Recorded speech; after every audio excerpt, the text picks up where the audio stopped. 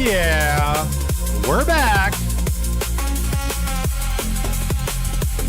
250th anniversary, baby. As much shit as I give America, we gotta celebrate. Come on. We gotta celebrate a little bit. We got some blackpilling stuff to talk about. We got some interesting, news events. But we have to at least we have to be in the spirit of America a little bit. JJ, what's up, man? Glasses are Kino, I know, right? They were like $1.50. I'm like, I had to do something. Let's turn this down a bit.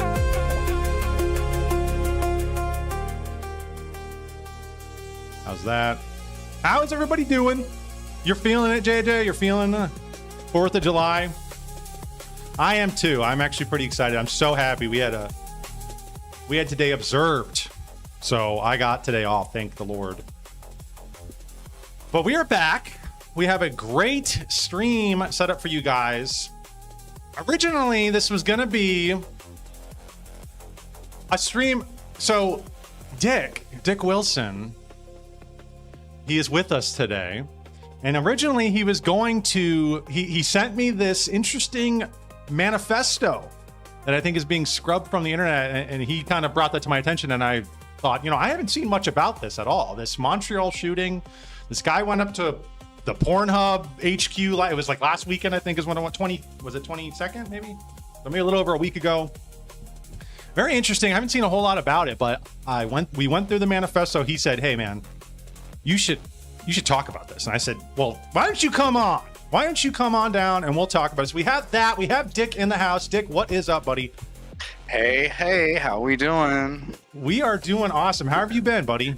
I've been good. Happy 3rd of July. 3rd of July. I know. Well, we're not streaming tomorrow, we're almost there. Yeah, we're celebrating. We're celebrating a bit early over here on the channel. But yeah, how have you been, buddy? We haven't talked in a while. I think the last time we had you on stream, we had you on stream a few weeks ago for about an hour talking about, what did we talk? We talked about politics or something. We kind of went all over the place, but that was very interesting. That was very fun. Let me see which one that was. What one was that? If you ever want to go, you guys want to go back and look at those. I think it was right after I came back from my trip. Anyways, it's one of the past streams in the last hour or so. Dick came on and we chatted about all kinds of stuff. But yeah, but previous to that, he was on some streams. He was on back in the day. Let's go back down here real quick. It's been a little while. Just going to give people a little recap further. Here's Dick here. We kind of had a dual stream going on. We don't have it set up today for him to be on visually. That was a little bit on me. Yeah, we'll work on that in a later date. Whenever he comes back on, we will have the actual video. Because I have the green screen now. Back then I did not. So it kind of, I don't know. I have to finagle. I have to work with that. But one of the best videos I think we did. I still love this video. The All In on Nothing Happening. I love the Bibawen video. We got a shout out from Bibawen. He's a major influencer on X. Gave us a shout out. We did I think it was a great breakdown of his video. And I loved that video. So that was one of our best, I think. So check it out. Honestly, I think that's what you excel at is the breaking down, right? Yes. Yeah. Take the content, you break it down, you talk about it, and you wrap it all together. So. Yes. And I think that we had an interesting back and forth synergy in that video that I think was I think we both liked that video, and it made for an interesting conversation for sure. But hopefully we got another good conversation coming up. I think we will. But yeah, so we have the Montreal shooting manifesto to talk about. It'll probably segue into just dating in general and the current state of, kind of male female relationships, how that's going. And we have some Elijah Schaefer, just a little bit, not a whole lot of him. I know everybody, I like to keep up to date with him because he is just the grift that keeps on giving. And he is just, honestly, it's almost just, yes, it's just like comedic now. It's like, it's to the point where it's like, I don't even take it seriously. I'm like, this is just beyond the pale. So we have an interesting clip from him. Then we have Nick Fuentes as well, was on Myron Gaines' podcast talking about the Sarah Sock situation with certain people, which he does not name names, but it's like, come on, bro, what the hell? And then we have a video about the dating at the end that we're going to watch, and that should wrap up the stream. But I'm trying to leave it a little loose today, trying to leave us a little time, because I can predict that there might be some lengthy conversations between Dick and myself that might take up some time. So sit back, relax, crack open a cold one, crack open something, get a Monster, and enjoy the stream and the weekend and the holiday. Let's get this. All right. It's been a little while since I've done a stream with somebody, so you know, bear with me, everybody. Bear with me. I might be a little rusty. Happy Independence Day, Alexandra. Good to see you in chat. Adorable Waffle says she hasn't seen anything about it.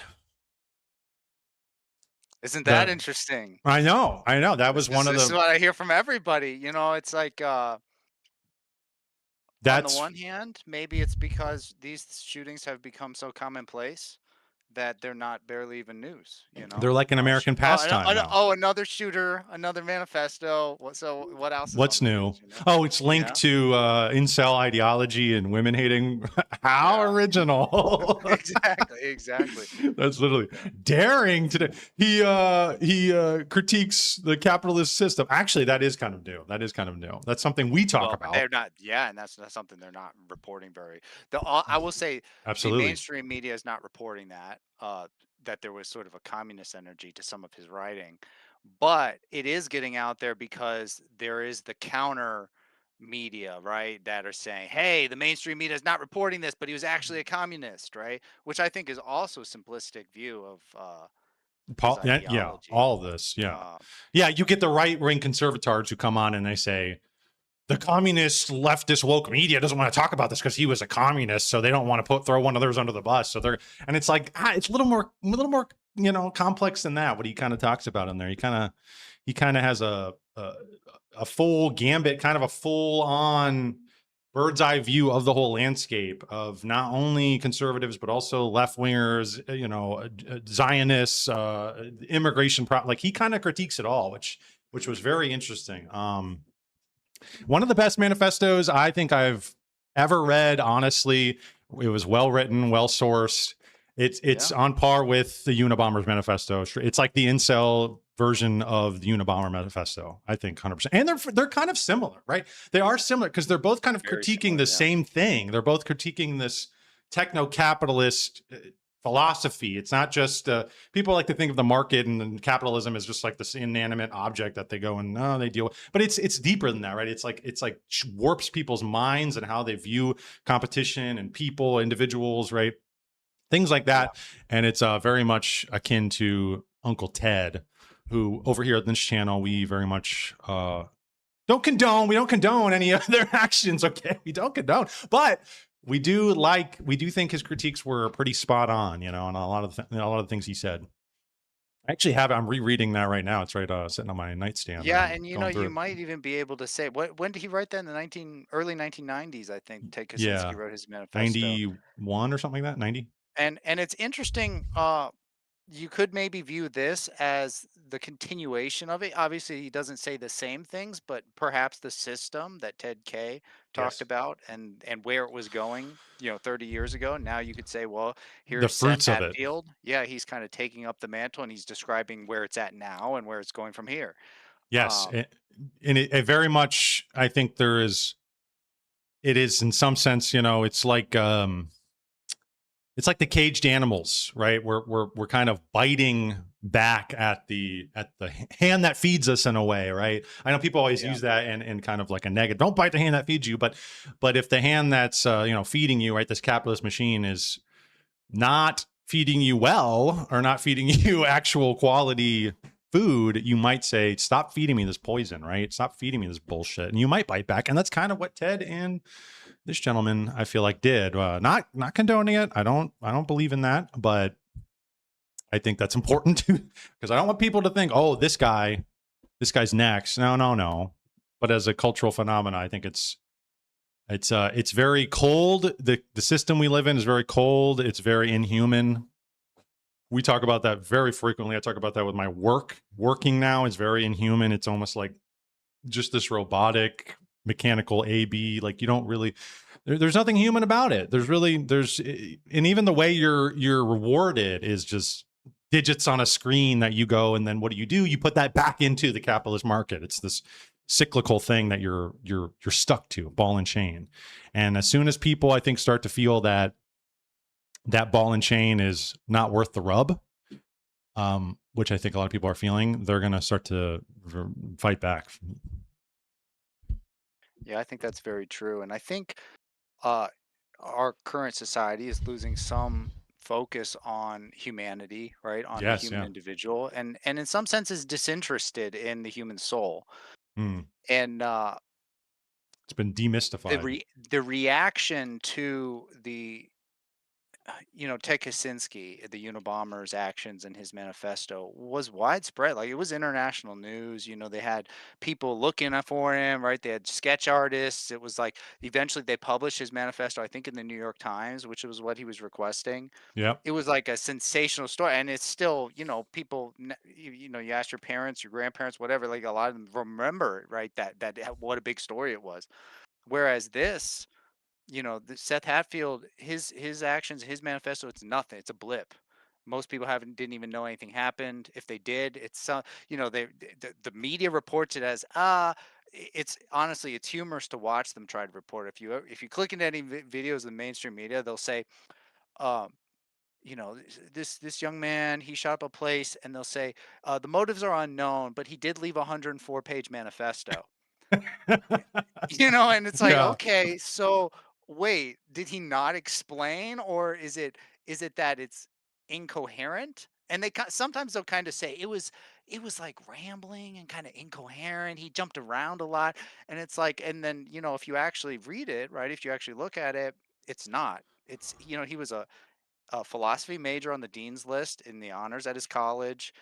He went to a Catholic high school growing up. He was academically excellent, and it shows in his writing, and not just in his writing, but in the structure of his thought that you can see in the writing. It's very consistent. It's very sane, one might say.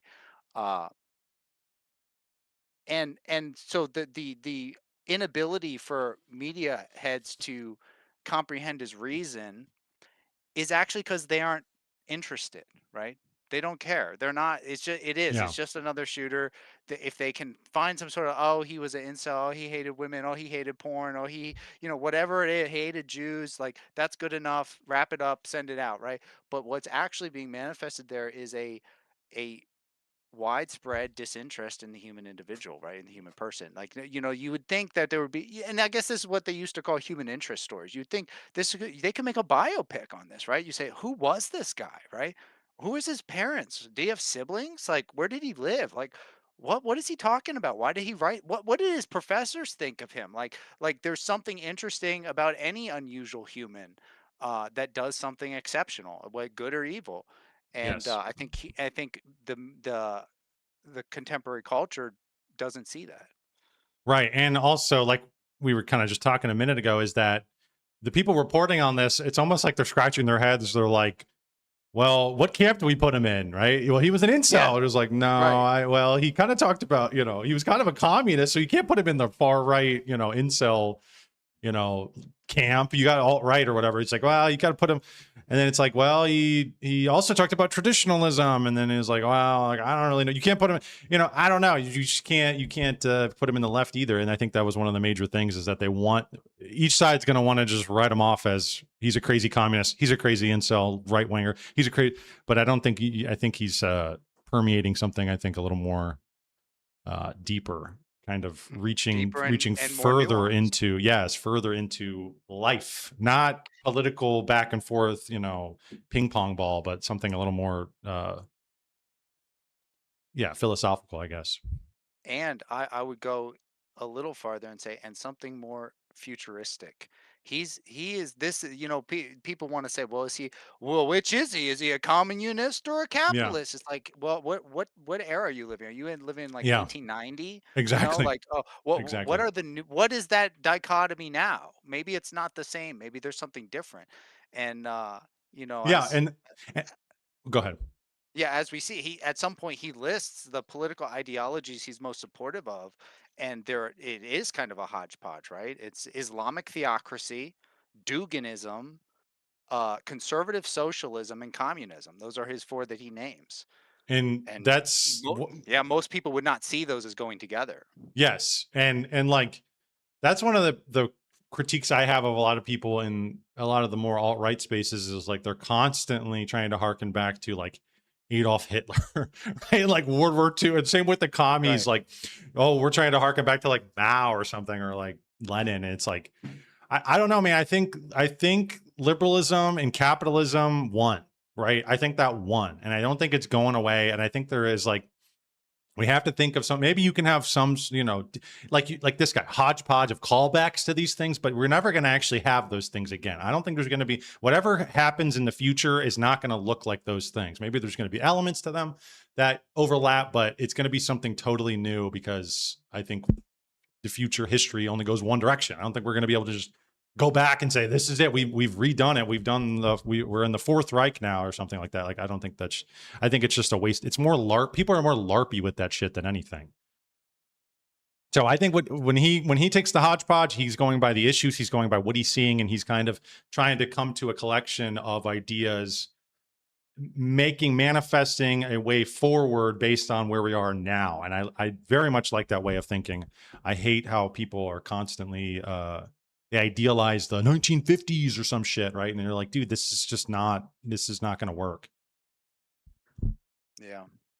So Alexandra says she didn't hear anything about it. She said my brother had to tell me about it. Yeah. I saw a blip of it on X, and then it just was gone. The next day it was gone. And that was it. I saw some weird shooting at a Pornhub HQ in Canada, and I'm like, damn, that's crazy. All right, on to the next thing, and then it was gone the next day. But only because Dick here brought it to my attention. He said, "Did you yeah, see this?" And I said, "I saw something, but I don't really know." And he goes, "Dude, you got to read the manifesto." And I was like, "Okay." and this is people somewhat have an intuitive understanding of this behind the concept of a banned book. Like the banned books are the ones you want to read, right? Or the ones you need to read, or the ones that are most dangerous to whatever systems are in power. Those are the ones that get banned. Well, And so, I'd be careful though, because the way this was banned was more aligned on what you're saying, because there is something I think going on where people want to say, well, I've been persecuted, so therefore you can trust me. And there is that I've been banned, so you can and I think that that's also because that doesn't necessarily mean you are speaking truth. I think that there's something, I think that people need to be careful about that. But I think the way this was just kind of like nobody even talked about it, just faded away. I think that is more indicative of like, oh, there's actually something I think here that people didn't want well, to talk I about. think if someone is talking sensically and they're banned, that's a different. Like if you're talking about someone who is somehow just uh, uproarious for the sake of being uproarious, that's a different thing, right? Then there may be cases where someone it's like, well, yeah, they banned me from the theater. It's like, yeah, well, you were just screaming throughout the whole movie, so Right. they But banned. that's Like what it's not because people, they're you know they're trying to shut us down. Like no, but you're that's just obnoxious, right? exactly. But So this like the litmus isn't necessarily being banned, isn't necessarily the litmus on whether or not that person's speaking truth. Because like I said, there are a lot of people who are just assholes and they're just fucking crazy, and they get banned, and you're like, well, you know, you're like an insane person, like leave me alone. But like some people think that, oh, just because you're banned, you're saying something that is secret esoteric knowledge that I must hear. And it's like, no, sometimes there's just mm, fucking wackos. right, but the thing is, that's why you got to read it though, right? Because and I like if you read it and you say this person's just a wacko, okay, but if it reads and it's sensical, then there is a reason why they're banning it. Yeah, but nobody has the time to read everything that's quote unquote banned, right? Like I'm saying that like if your litmus is you're going into things and going, I'm only going to read and follow the quote unquote banned people, That I don't think is a correct litmus. I think because you even add a qualifier to say, well, you have to read it and then see if they're making sense and see if it comports. Like there's like another step you have to take there, right? And I Yeah, don't think yeah, you're the right. band moniker is being used by weaponized by all kinds of people. And I think I don't necessarily like that people are trying to make I, that seem like that's the be all end all. I do agree with you in a strict sense. I still think that it's a general rule of thumb or a heuristic of identifying texts which are important and potentially volatile, right? Um, that likely contain ideas which actually could make change happen, good or bad. I think that the level of censure is typically a good rule of thumb. We're right because if there what you're saying, if there was somebody who was to challenge the status quo Right, in because some like way, for they would let probably be banned, and I probably would agree with that. But yeah, and let's use this as a case in point, right? This manifesto, they what it was released by Rebel News, right, which is kind of I think a far right rebels. publishing. Yes, right. Who they themselves I think have been banned once or twice, right? So I believe that Seth probably directly sent it to them, or he put it on 4chan or something, and someone there sent it to them. But they immediately published it, so it got out. But then very quickly, and if you go, I think last I checked, if you go to their X where it was published, it's no longer available. So I assume that the Canadian government somehow shut that down, or if Rebel News is based in the U.S., whoever, whatever place that they're based, they shut it down. But they didn't simply shut it down. They allowed a limited version of the manifesto to continue to circulate, which is 37 pages. And if you look, there's a lot of people covering this, and they covered those 37 pages as the manifesto, not even realizing that there's a whole nother, you know, section that's even longer that they haven't even seen. And that suggests that there's something in that section which they're worried about, right? That the Hmm. government is worried about if people were to read it. And I mean, but the obvious is that it could instigate violence, right? Right. Yeah. But that is that. I mean, that is a change, right? If something, if a book instigates violence, that's a powerful book. I don't know what to say, but to acknowledge that. Correct. All right. Well, we're gonna move on. We're gonna get into it. We kind of chatted. I don't want to Yeah. Do get you want too to far start into the with? weeds. I don't want to get too far into the weeds on that because we're gonna obviously go into it more in depth here in a Sure, minute. sure. Um, but we're gonna jump. We're gonna. Did you say you wanted to? Do you want to start with the manifesto, then get into the Well, I Elijah was gonna stuff? say maybe we should start with the video of the shooting that actually happened, or if you would rather cover the other material first, we could do that. No, let's do this while it's. I'm You know what? okay. Let's jump right into this because we're already kind of talking about it and it's fresh in our mind. But before we get into any of that, please give me a subscribe on YouTube. It is Jake M on YT. It helps me out a ton. We're on our way. Our next milestone is gonna be 400. Let's keep pushing to 400. Follow me on X. Same exact thing. Jake M on YT helps me out a ton. And we got Dick in the studio in the stream. So come on, let's get subscribe for Dick. We don't ask you for anything else. I don't ask you for any money, not yet. I don't ask you for any money, nothing like that. All I ask is for you to click one button. Isn't that right, Dick? That's all we ask for. One little button That's click. right. That's That's it. right. That's all we had. You can do that. Come on. You're not a total invalid watching this, right? You can click a fucking mouse button. You can click subscribe. You can click follow on X. Keep up to date. Keep up to date with what's going on. We're having a wonderful fourth. We're doing it, well, third technically, but fourth tomorrow. Fourth tomorrow. We're doing it for the love of the game. We're out here crushing it, talking about the things that clearly nobody else wants to talk about. So, and Hmm. let me also remind you guys that it is up in the upper left hand corner. This is all alleged speculation and hearsay. So, you cannot sue me for anything we say on here. If I have that up there in the corner, if I profess it, if I say it, Don't even try it. you don't even think about it. You're crazy, man. A judge is gonna look at that up there in the corner and they're gonna say, yeah, right. Yeah, right, bud. We're not gonna touch this with a 20-foot pole. Anyways. All right, let's break into it. Let's just get right into it. So I'm gonna have you kind of walk us through a little bit what's going on. Hmm. So this gentleman, Seth Hatfield, had it up to here with with the world, with the total Society, the global fresh system we're living in. And he took some matters into his own hands, and he went to the new Pornhub headquarters, which is what's it named, AO or something like that. They changed the name Yeah. of it. Oh, is Yeah. that I thought it was the company that owned porn. As I understood, it was like a super conglomerate company that owns a number of porn sites, the most famous of I which. thought it was MindGeek changed names was what it was. MindGeek was the Mm, one. Yes, ALO. MindGeek, the parent company, rebranded and changed its name to ALO in August right, 2023. but MindGeek is over. Like it owns Pornhub. It owns some other ones as well. Right, but I'm saying everybody knows MindGeek. Everybody remembers seeing the Yeah, infographic where like one company owns like X sure. videos, Pornhub, right? But they changed, they rebranded. They want to be. This is what these people do, right? This is what these people do. They're master psychologists. The global elite go, okay, well, we're getting bad flack. Well, what do we got to do? We rebrand, and then you know what happens? People forget, and they go, oh, that's a different company. It's got a different name, different logo, different CEO. Look at it. Look how nice they are.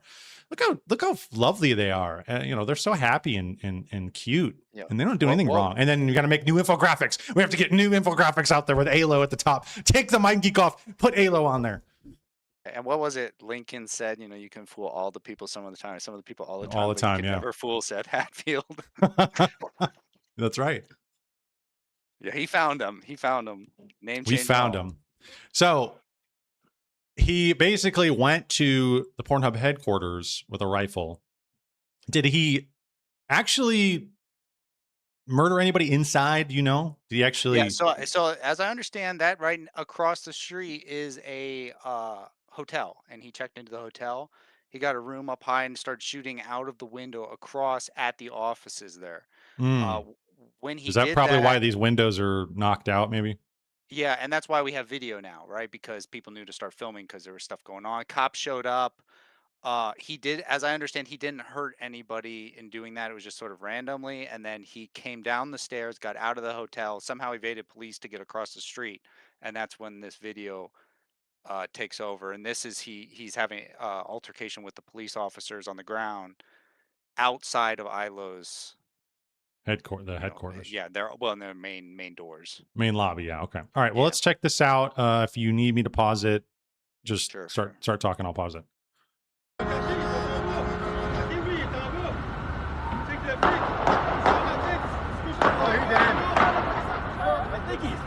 Cops down here.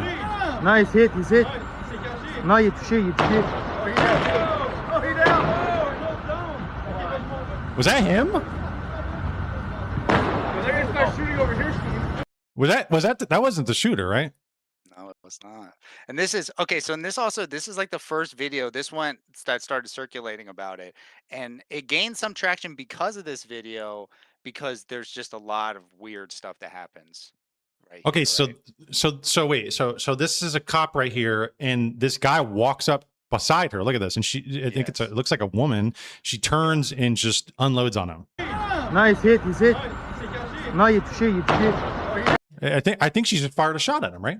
Yep, that is the second kill. There's a cop on the ground there that Seth did Right shoot, here, yeah. right?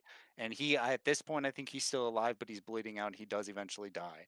That's his partner there, a female cop, and that is a civilian who came out, I think, out of Ilo's establishment, came around the corner to the cop, and then the cop spooked and shot him. And that's the second casualty then. Oh man. Okay, that's not kosher. That's not cool, man. Okay, so he's when they pan back over, he's nowhere to be found. So I think he's on the ground right here. Well, it was a kill shot. What's up? It was a kill shot. It was one shot and he's down and he's dead. Oh man.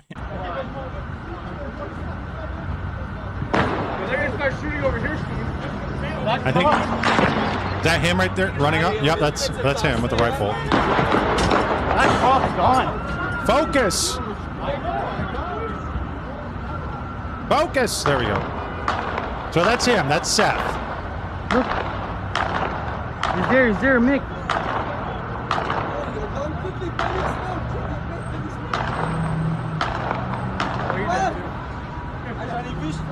Okay, I think he's hit. Attention, balle perdue arrive.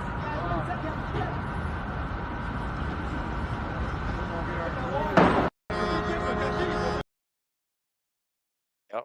Okay, so it looks like then he runs up. Okay, so he runs up in the same place as the civilian ran up, runs around the corner. She takes off, rightfully Yes. so. I mean, I would probably dip out too. I'd be like, shit, I gotta get better cover. And then he looks like he gets hit. She takes off. He gets hit. Someone off frame shoots him. There's other police in the air. I don't know. They might be on the top of buildings or something. It appears that someone shot him that Seth wasn't even aware had a vantage point. And then he's on the ground trying to fire back, probably bleeds out and dies. Yeah, yeah. And and so those are so the first casualty, Seth kills a police officer, right? Second casualty, police officer kills a civilian, and Who is the civilian? this civilian ends up being a rabbi. He's a Jewish rabbi, and she just spooked and shot him. Coming out of Pornhub, a rabbi? Yeah, and this is That's partly what crazy. I think also made the story get shut down so quickly is because it was very difficult to report on, right? Because if Seth had killed a rabbi, it would be Right. very easy to say he was an anti-Semitic shooter, right? But that's Right. not Yeah. what happened. He didn't shoot, The if cops are Seth had anti-Semitic.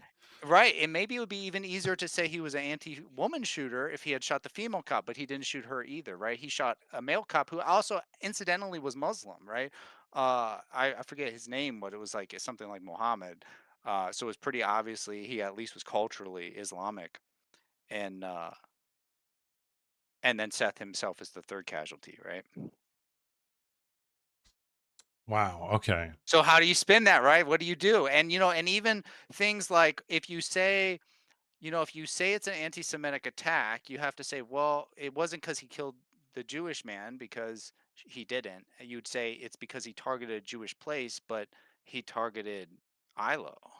Right. And If it it was like a just so synagogue, happens, yeah. right? It's just there was a coincidental event where the rabbi walks out of Ilo and the female cop spooks, We don't technically which know he kind of walked out of Isla, but he was around the area. I think we do actually, but Do we? not Okay. from but I would that's this alleged hearsay, because I think that was Speculation and hearsay. Yep. reported, yeah.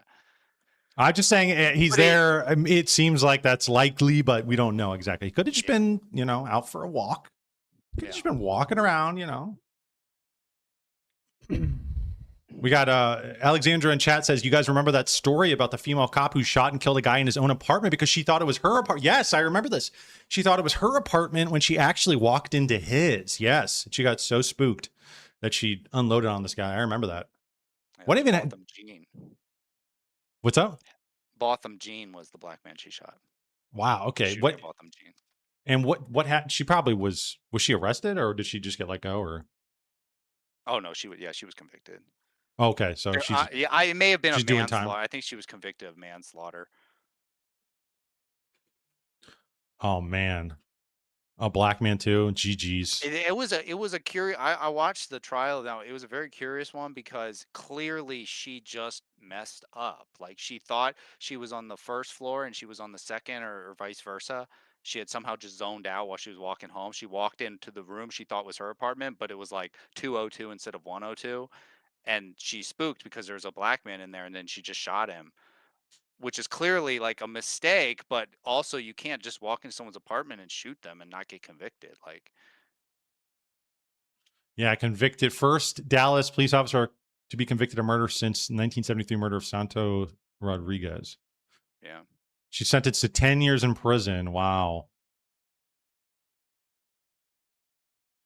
Some of Geyer's text messages and social media posts were racist and offensive, were shared, of course.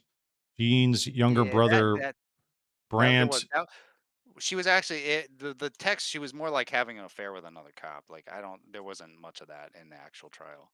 Jean's younger brother, Brant, forgave and hugged Geyer during her sentencing. Oh, that's good. Jean's father, Bertram, also stated he forgave Geyer, but he had wanted a stiffer sentence. Interesting. I don't know. 10 years in prison is pretty. I don't know. I think that's for an accident. I mean, because it does, like you're saying, it seems like it was just a mix up. It was a weird, yeah, but it was like, I mean, can you imagine someone walking to your apartment and just shooting you, and they're a cop? Like, Yeah, it's right. like, I don't And know you're a what black crime that man? is. Shit. Yeah, it's like yeah, I don't know. Right, but I don't know. and you know, and so yeah, like something all this raises a lot of social questions, right? Like who belongs where in society? Like, are Jews running the porn industry? Should women be police officers? Should white people be white young males who don't have sex? Should they be allowed to have guns? Like all of these questions that are coming up. This video, Swirling, like, yeah. yes, it's like all of them. Is is Canada overrun by Muslims? Right. Yeah. Yeah. A Muslim cop. What are these guys speaking in this video? It sounds like I don't even know. That cop's gone. What is this language? Look. He's there, Mick.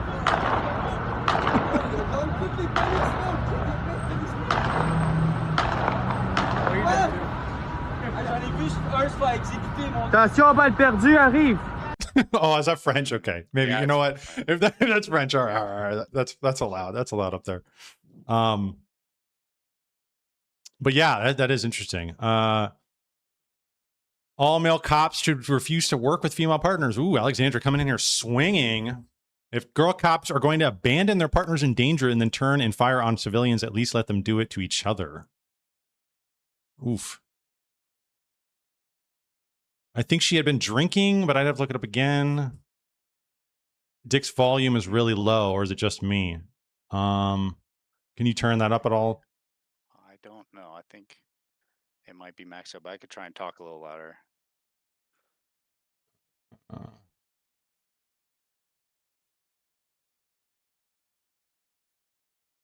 I wonder if I can get a separate audio for, I don't know how to do that. I don't know if I can do that right now. Yeah. Yeah, you just talk closer to the mic if you can. Okay. Because when you were talking originally, when we were talking in the beginning, I could see you were up in the yellow. So that's like where I am. So I think yeah, I like, just need to talk louder. yeah, like right there. I got yeah. a headset. I think I just need to talk louder. I can do it. Yep, you're right there. You All were right. good, I think. She was convicted of manslaughter. She deliberately shot him. That can't be just manslaughter. I don't know. I mean, that's just a tough one. I don't really. I mean, obviously, like you can't just do that. You're right. Like as Dick said, it's like you can't just, as a cop, you could just walk into somebody's apartment and shoot them. That sucks. That is brutal. But like, if she just was, you know, if you work a 12-hour day or something and you're just tired of shit and you just walk and you get scared and shoot, like, I don't know. That's kind of that sucks to be in that situation. And driving and hitting someone on the way home. It's like you killed a person. It's a serious thing, but you know, it also like it's not really deliberately killing them. Yeah. There was that cop who accidentally shot somebody but meant to use her taser. Exactly. I remember that. I remember that video. Yeah. Worse than useless, Alexandra. Damn, Alexandra. What about clerical? How about clerical jobs? We can keep them at dispatcher and clerical jobs. I think female dispatchers are probably better than male dispatchers. I think. I don't know. I think people want to hear a woman when they're in distress. I don't think they want to talk to some gargly voiced man. They want to see the gargly voiced huge guy kick down your door and, you know, save you, but they don't want to talk to you on the phone. The real question is why they didn't champion the black man who got shot by the cop like they did with George Floyd. It says there was protests afterwards, by the way. It did say that there really was an unjustified killing of a black man deliberately killed by cops. So yeah. It wasn't Botham Jean was the black man. Right. That's why yeah. Botham Jean was the black man. The woman was Geyer or whatever. Amber Geiger. Amber Geiger. Also, it sounds like the family was more or less forgiving. So they were like, shit, we can't spin this into a race war flashpoint. We gotta. Right. Yeah. And the importance of having a video of these events is also illustrated in that.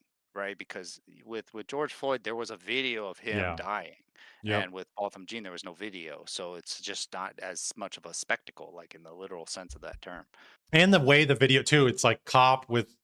I know that people don't have to read it. I know the details of it. I know how he died, but just the picture, the image, right? Like the cop with the knee on his neck, like that is pure woke leftist, like rage bait. Like that's That's like what they would all be like. This is exactly what we think is going on with cops oppressing minorities. Like, of course, right there, boom, look at it, right? So that's another thing too. It was too like picture perfect. It was like shit. There's no universal right to any profession.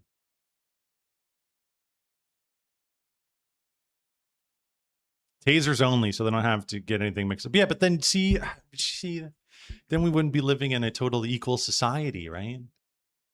In a totally liberal, individualist society, which is, funnily enough, one of the things that Seth was bitching about in his manifesto. All right, let's move along. Let's see this. This is him. This is the shooter, Seth Hatfield, with a rifle with a scope. Is this the gun that he used? I'm assuming. He was an Albertan philosophy I think student. so. Yeah, because it looked like he had a rifle, something like this, and he was reloading it. Yeah, it was. I think it was like 6 shot. Like it was not a large capacity magazine. Yeah, I mean, it's a rifle, brown rifle, so I would assume that this is, but again, it's just speculation. So what do you think? What do you think? Ugly, incel, unlovable? I think that. Oh, him, the picture. Yeah, no, I think he looks fine. I don't know, man. I'm a dude, but like he looks fine to me. How tall you think he is? He's probably like he's gotta be at least 5'10", right? Well, I don't know. Let's He see kind of him looks like he could be tall too. up here. Let's see. Let's look at. So this is the woman. Let's see the woman stand. Is she standing?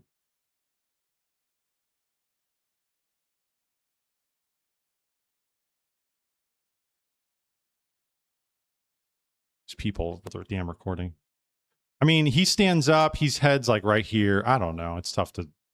Yeah, and this is Probably well, and fairly part tall. part of like this because there is an incel streak in his manifesto, right? And he really does focus on like looks of as the aspect of attractiveness, but there it is true. Like this guy, I look at him, I go, yeah, he could definitely find a girl who'd be interested in him. But I don't really know. I'd have to have a conversation with him, right? Maybe he Right. was really weird, really Yeah. hard to talk to. There are some other elements that you really can't just see from a photograph. Exactly. Yeah. And that's what one of the things is that's like all his manifesto was really focused on was the I'm not a Jija Chad, which also, let's be honest, this gentleman does not look like he works out. He does not look like Mhm. he did his hair.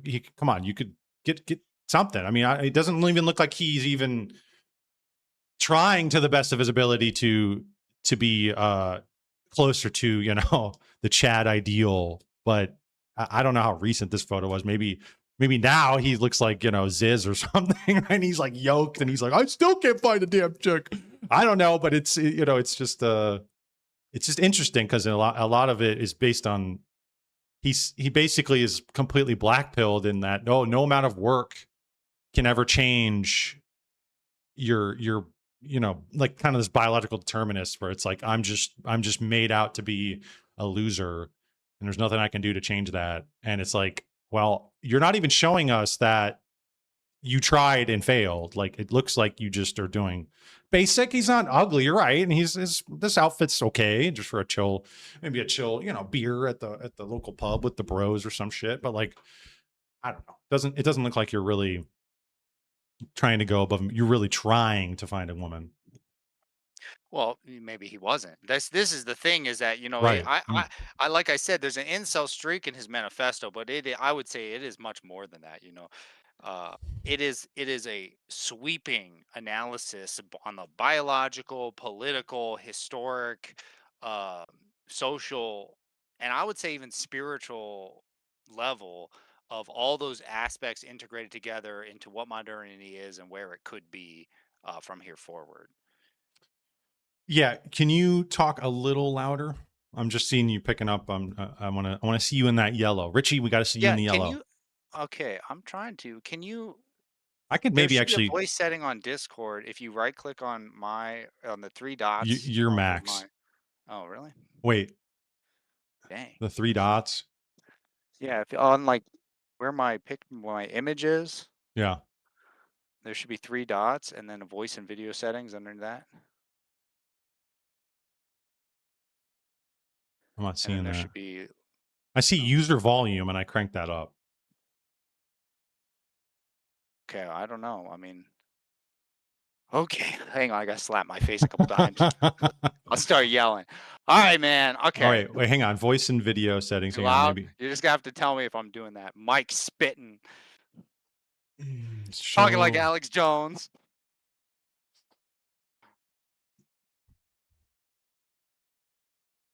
So voice. I just got like, what I do? I started yelling. That's what I did. R.I.P. neighbors. Okay, so I don't know. Looks like you're maxed out on my end. All right, all right. What I can also do is turn up the OBS volume, and then we're just gonna have to turn it back down if we want to watch a video or something because it's gonna be blaring. Okay. Yeah, yeah. So I'm gonna turn you up. See if this will. Can I unlock this?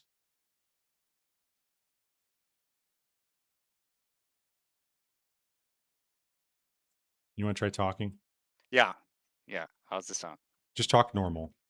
Okay, this is basically how I talk normally. Is that better, chat? I'm gonna crank you up even This more. is Talk. okay. This is good. Should I go back to my yelling mode?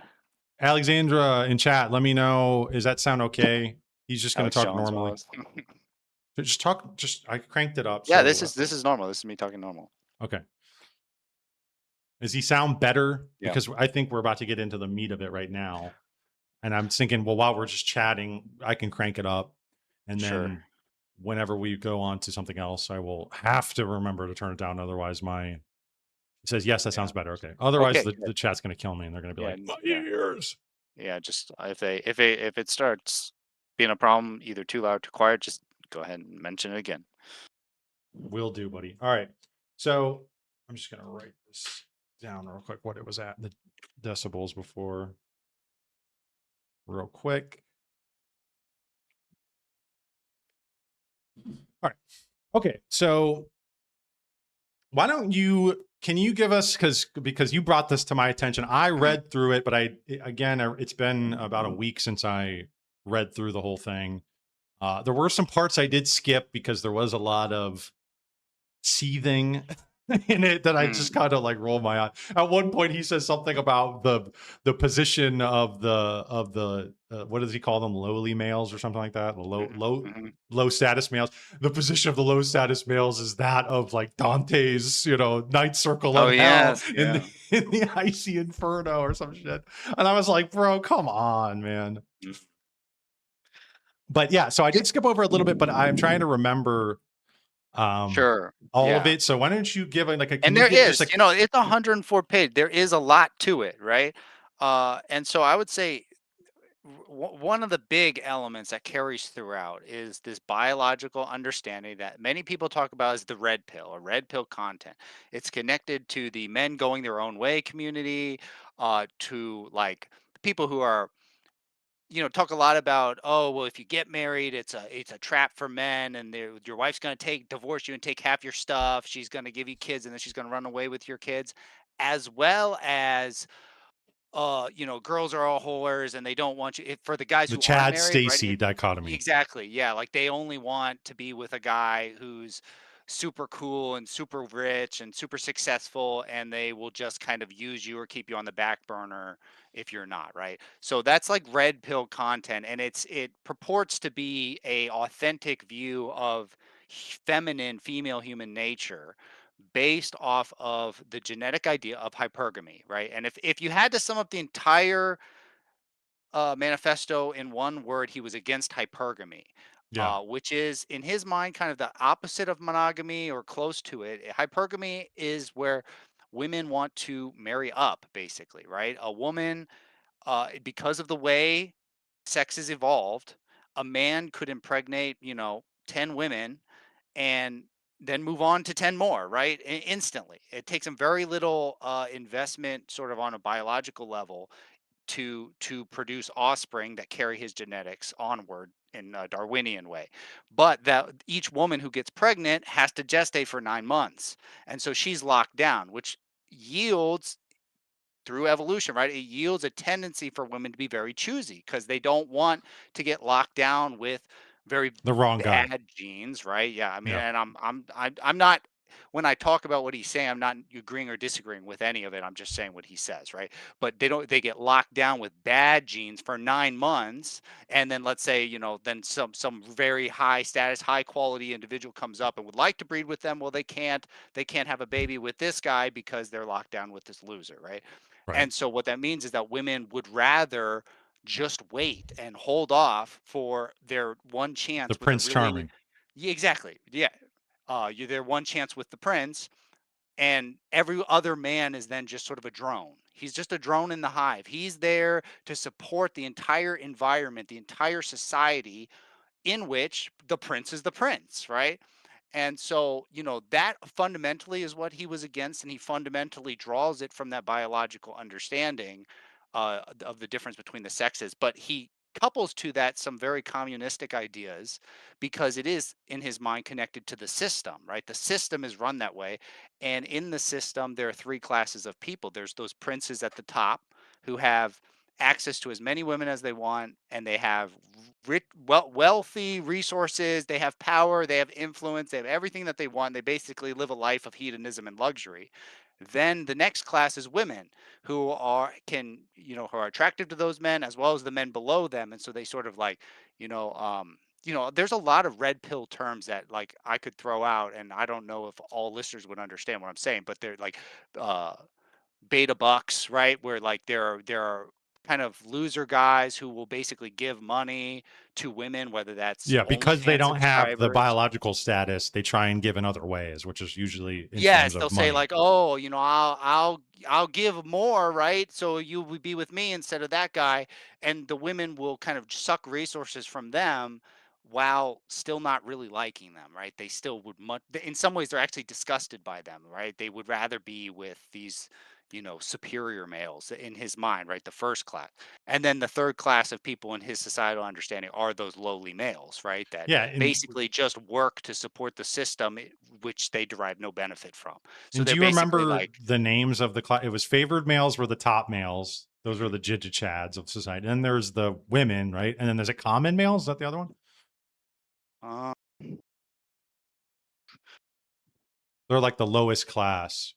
yeah, that may be what he said. I don't remember. I'm just trying to, for the listeners, this is how he Yeah. describes the top, the kind of social mating hierarchy is Chad upper. I mean, and this is also interestingly indicative of our kind of economic problems right now, right? The wealth inequality is continually funneling things up to the upper 1%.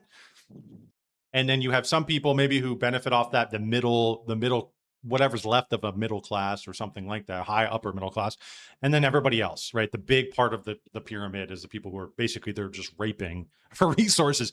Very similar in that aspect, where the common males is like giving all their money, doing everything, holding up all the infrastructure, doing all the jobs, all the work to make it so Stacy has her shot at the Chad, right?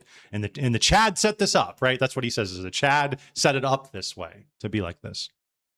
And it's one of these things that's like putting on a pair of glasses when you read a manifesto, right? It's like, let me see the world the way this guy sees it. And, anyone who is turned into a shooter by the way they see the world is going to see it pretty ugly.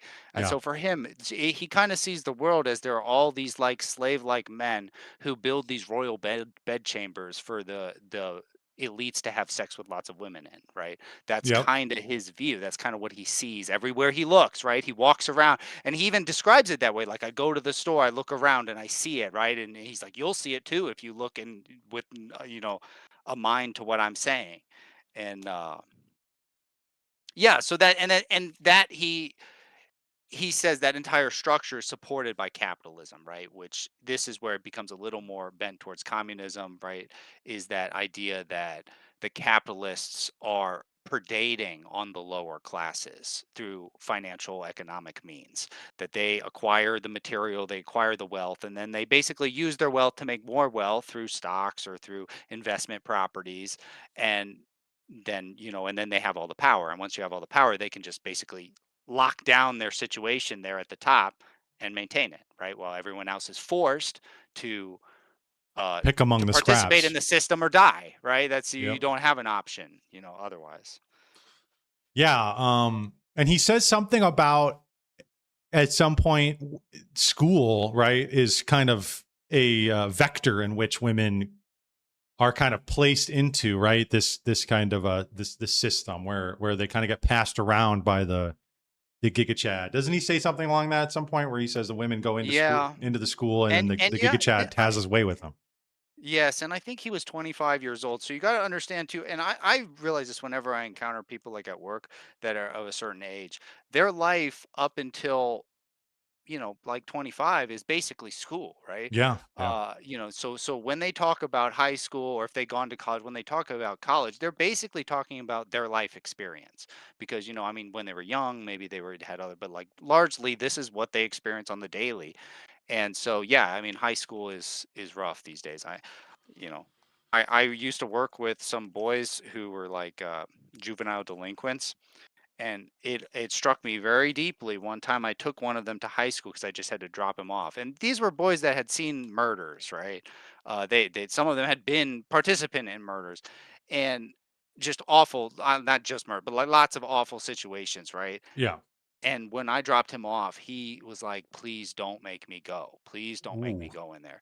And I'm like, "Dude, what's a big deal? It's just school, right?" And he said, "Richard, Dick," he said, Your Christian name, Richard. "Yeah, yes," he said, "Dick, you don't understand." He's like, "All these little people out here you see walking into school," he's like, "out here, it's kind of like a tiger or a leopard. You see it at the zoo and you go, oh, that's kind of cute. Look, it's all fuzzy and fluffy and its eyes are big." And he's like, "But in there, that's the jungle." Mm, And then he went in, right? And but it struck me so deeply because this was a kid who had like nearly killed somebody, right? This was a kid who had been through it, who had done like he is the tiger. When I see him going in, I think like, yeah, he's one of them, right? But also just he seemed very vulnerable in that moment as well. And I just, high school's rough. And so, I think Seth probably had a rough time there and probably at college as yeah. well. Yeah, absolutely. I dipped out of high school, did online school. I went to freshman year, and then my gracious parents gave me the option. I told them I really didn't like it, and all my friends also were like leaving, like they all like dipped like my sophomore year, and I was like, this sucks. And my gracious parents offered me. They said, "Do you want to do online school? We know of this program, you know." And I took it. And at the time, it was kind of a hard transition for me because just going kind of being more insulated, being more kind of having to be more introverted. You're not seeing people really. That was kind of tough, but ultimately now looking back on it, I realized, dude, that was probably for the best because that was even like pre all this shit. I mean, it was like there, but barely. Like smartphones and all the hypergamy and dating apps and all the shit that goes along with that. That was Yeah. barely there, but even then it was bad. And now I can just imagine it's 10 times worse. And he why his one of his major points of contention was you would say, like we talk about on this channel, technology, right? Is the ever ending waterfall of quote unquote progress, which is eventually, like I've said, going to lead us to transhumanism. But right now we're in this state which is undergirded by liberalism, by the individualist spirit of liberating yourself from any sort of situation, time, place that you did not actively choose to be in. All this technology, everything we are creating is removing people out of out of those duties or responsibilities to their fellow man. Very inhuman. Not having to care about the common good, the common man. There is no common good, really, and there really is no common man. It's everybody for themselves in some sense. And I think that this is kind of what he's touching upon with the women is that yeah, I mean, within this system, they're absolutely acting in their quote unquote best interest. I mean, obviously, I don't think it is. I think that it leads to a worse life, but I think that trying to get the optimization of the dating hierarchy is absolutely something that's promoted in this liberal capitalist society we're in. Yeah. And this is partly why it's, I would say, inaccurate to describe him as a misogynistic shooter, because he he doesn't blame women, right? He Right. says, well, Absolutely. this is a biological aspect of their nature, and the capitalists, the elite bourgeois class, they exploit it, right? And they Yes. say, Yep. and he says the women are kind of like almost forced to do this, and or manipulated to do this, but that also they don't end up in a happier state either. And he cites, you know, he cites copiously from philosophic texts, from scientific studies, Plato, I think from at one point. yeah, Yeah. psychological study. He's got Spinoza, he's got Plato, he's got Aristotle, he's got lots of communist writers. And some of the things he quotes are, they're not their main work, right? Like he's quoting like a letter of Lenin or something like that, where you clear, like he clearly read this, he clearly underlined something, and has made a conscious choice to, put it here in his manifesto. But in no way does he say like women are to blame for this. If ultimately he blames a small, I would say probably like Elite few. 1%. Yeah, I mean, Yeah. it's like it's a very small portion of people, and considers them to be like the culpable ones that ought to be targeted. Okay. So let's just recap real quick the general outline. So Mm. he kind of starts, and you can, if I misspeak, correct me, but he kind of starts with talking about, he starts at like square one, right? He starts at like evolution, biology.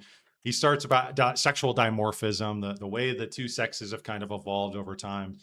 And I Women, just would like to make one point there, yeah, because this is something, and this is why I think this will be read, I think, for 50, 100 years from now, right? yes, Um, he starts, like you said, he starts by talking about vertebrae, yeah, right, right? yeah, Which is interesting. You say, well, okay, well, like what? He goes, let's start at the beginning. So life emerged, and there were these creatures with spines. And and it makes sense when you read through it, because he starts saying when that's where the vertebrates turned into, we're the first ones to develop sexual dimorphism. But also there's a poetic aspect there, right? Where he says there are creatures without spines, and there are creatures with spines, right? mm. With a backbone. And that is sort of punchy when you view it as a rebellious manifesto, where he's saying, I'm standing up to whatever this power is, as a creature with a spine.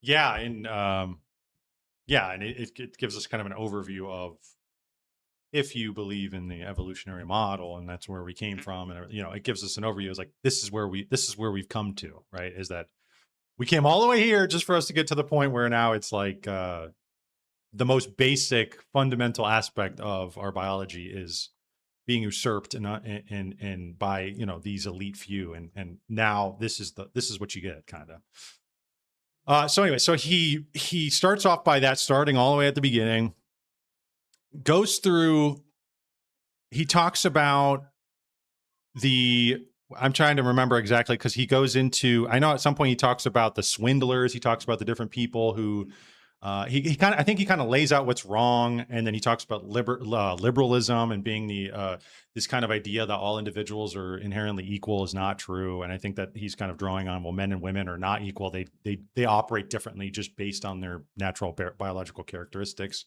And this kind of structure, the unlimited rampant access at all times to everybody through technology, through these communications, has led women to be able to be ultimately hypergamous, right? Hyper choosy and who they want to be with. And that a guy like him has no chance at fighting against a Saudi prince somewhere. Another thing too he brought up, which I really resonated with, is early on he says something about competition, and he says that the capitalist liberal ethos runs on this idea of people competing for resource, competing with each other. And he says, well, Mm, how mhm. does that factor in people who might not have that mentality or care Yes. to fight in this game like this? Am I supposed to be, are my basic necessities and resources supposed to be completely, extracted from me? Am I supposed to be just thrown to the wayside if I don't want to play your game? And I Yes. completely, and I think that a lot of people are going to start to feel that more and more as the game becomes more and more rigged. I think people are going to And start that to go, this is not worth it. that passage struck me as well. Yeah, because not just he said, but I also view him as that kind of individual, because he, like you said in this image here, you said he doesn't seem like he's really trying that hard, right? Right. Yeah. And that's exactly how he writes. He says, well, yes, like like Clavicular, right? Who's very famous right now for being a looks maxer. He says all the same things in a lot of ways that Seth says, but then he says, "Well, then you got to play the game, right? You got to get Right. Botox injections, you got to, chin smash or whatever, and you got to be on anabolic steroids and peptides." And Seth said, "What if I don't want to do all that, right? Then Also, clavicular raised the bar too. This type of hmm idea is raising the bar, saying if people start to do that, if men start to do that, then it's going to be even harder for people with it, because all that takes a lot of money to do as well. I mean, true, but even beyond that, even if you just have personal hangups about bone smashing, right, and getting fake, steroids and getting, all this reconstructive surgery, I have hangups about that. I don't want to get all this shit done to me. But it's like, well, oh, if you don't do that, we've raised the bar. Now that's going to be the average. The culture yep." has deemed it to be so. Now you have to play that game in order to have the most basic affection from a mate. Like, that's ridiculous. And that's exactly what he says. He says, "Well, women, if all men started doing that, then women would just adjust their ratios accordingly, and they would still pursue the top 10%, right? They would just be a It would be a much different better 10. looking type." It would Yeah, be exactly. pushed up even more. It'd be like, what are they even going after then? Like, if all men were 10 out of 10s, if all women were Kylie Jenner, Stacey's, like, I don't even, at what point, what is the difference that you would be able to even, like, on the hypergamy ladder, what then would you go after? I don't even know. I guess something immaterial, maybe like charisma or something, I guess. I don't really There, even th- know. there is a hint too in here. Which, by the way, I don't know if they clavicular has zero charisma. That's another thing that's very interesting about him. Go ahead though. there is a hint in this manifesto that screens and sort of internationalism or globalism is also a problem. And he Mm-hmm. says it when he talks about celebrities, right? He says capitalism promotes this culture of celebrities. And, you might The one beautiful way ones. to work in the opposite direction where you say like, oh well, if everyone got more attractive, women would still pursue the top 10%. It would just be a different 10%. Well, another way I think that Seth would probably say would be toward a movement towards solving the problem would be smaller communities, because in smaller communities you're not competing against A whole the world. yeah, you don't have to be compete against Elon Musk to be considered wealthy, right? You just got to be the butcher in the in the little village, right? It's relative, And yeah. yes, And I and think it was so but always relative, but now we've globalized the whole, everybody's minds are global capitalists, fucked by that. They're absolute, yes, and that's literally what it is. I mean, I think there's a similar thing going on with men in pornography, is that I've known men who, I had a friend who is a little older than me, and he kind of bitches about the same thing, about not being able to find a girl and whatnot. We went to some 4th of July thing several years ago. He brought a girl with him, and she was not ugly by any means. Was she Kylie Jenner? No. Okay. Was she? No, she was not. But I thought, these two are kind of looks matched, mhm, like they're kind of mhm. looks matched, because he ain't, he's not tall. He's not a Giga Chad, but he's kind of quiet, kind of introverted. I thought, this is perfect for you, dude. And like, but I don't, he said, I don't find her attractive. She's not my type. And I wanted to think, how much is pornography, OnlyFans, these things also, the male gaze, right, is just focused on the upper 1% of women, that even when you have a woman who is into you, you're overlooking the affection of an actual real woman, because you want something more. You want the upper 1% of hot bitches. It's almost like it's delusion, right? Because on the woman's Yes. side, it's also delusion, because you're right, hypergamy is real. But these 6s and 7s go after the 9s and 10s. Do you think the 9s and 10s are going to marry these 6s and 7s? Do you think they're going to settle down with them? No. They're going to use them. They're going to put them on the cock carousel. Pardon my pardon my French.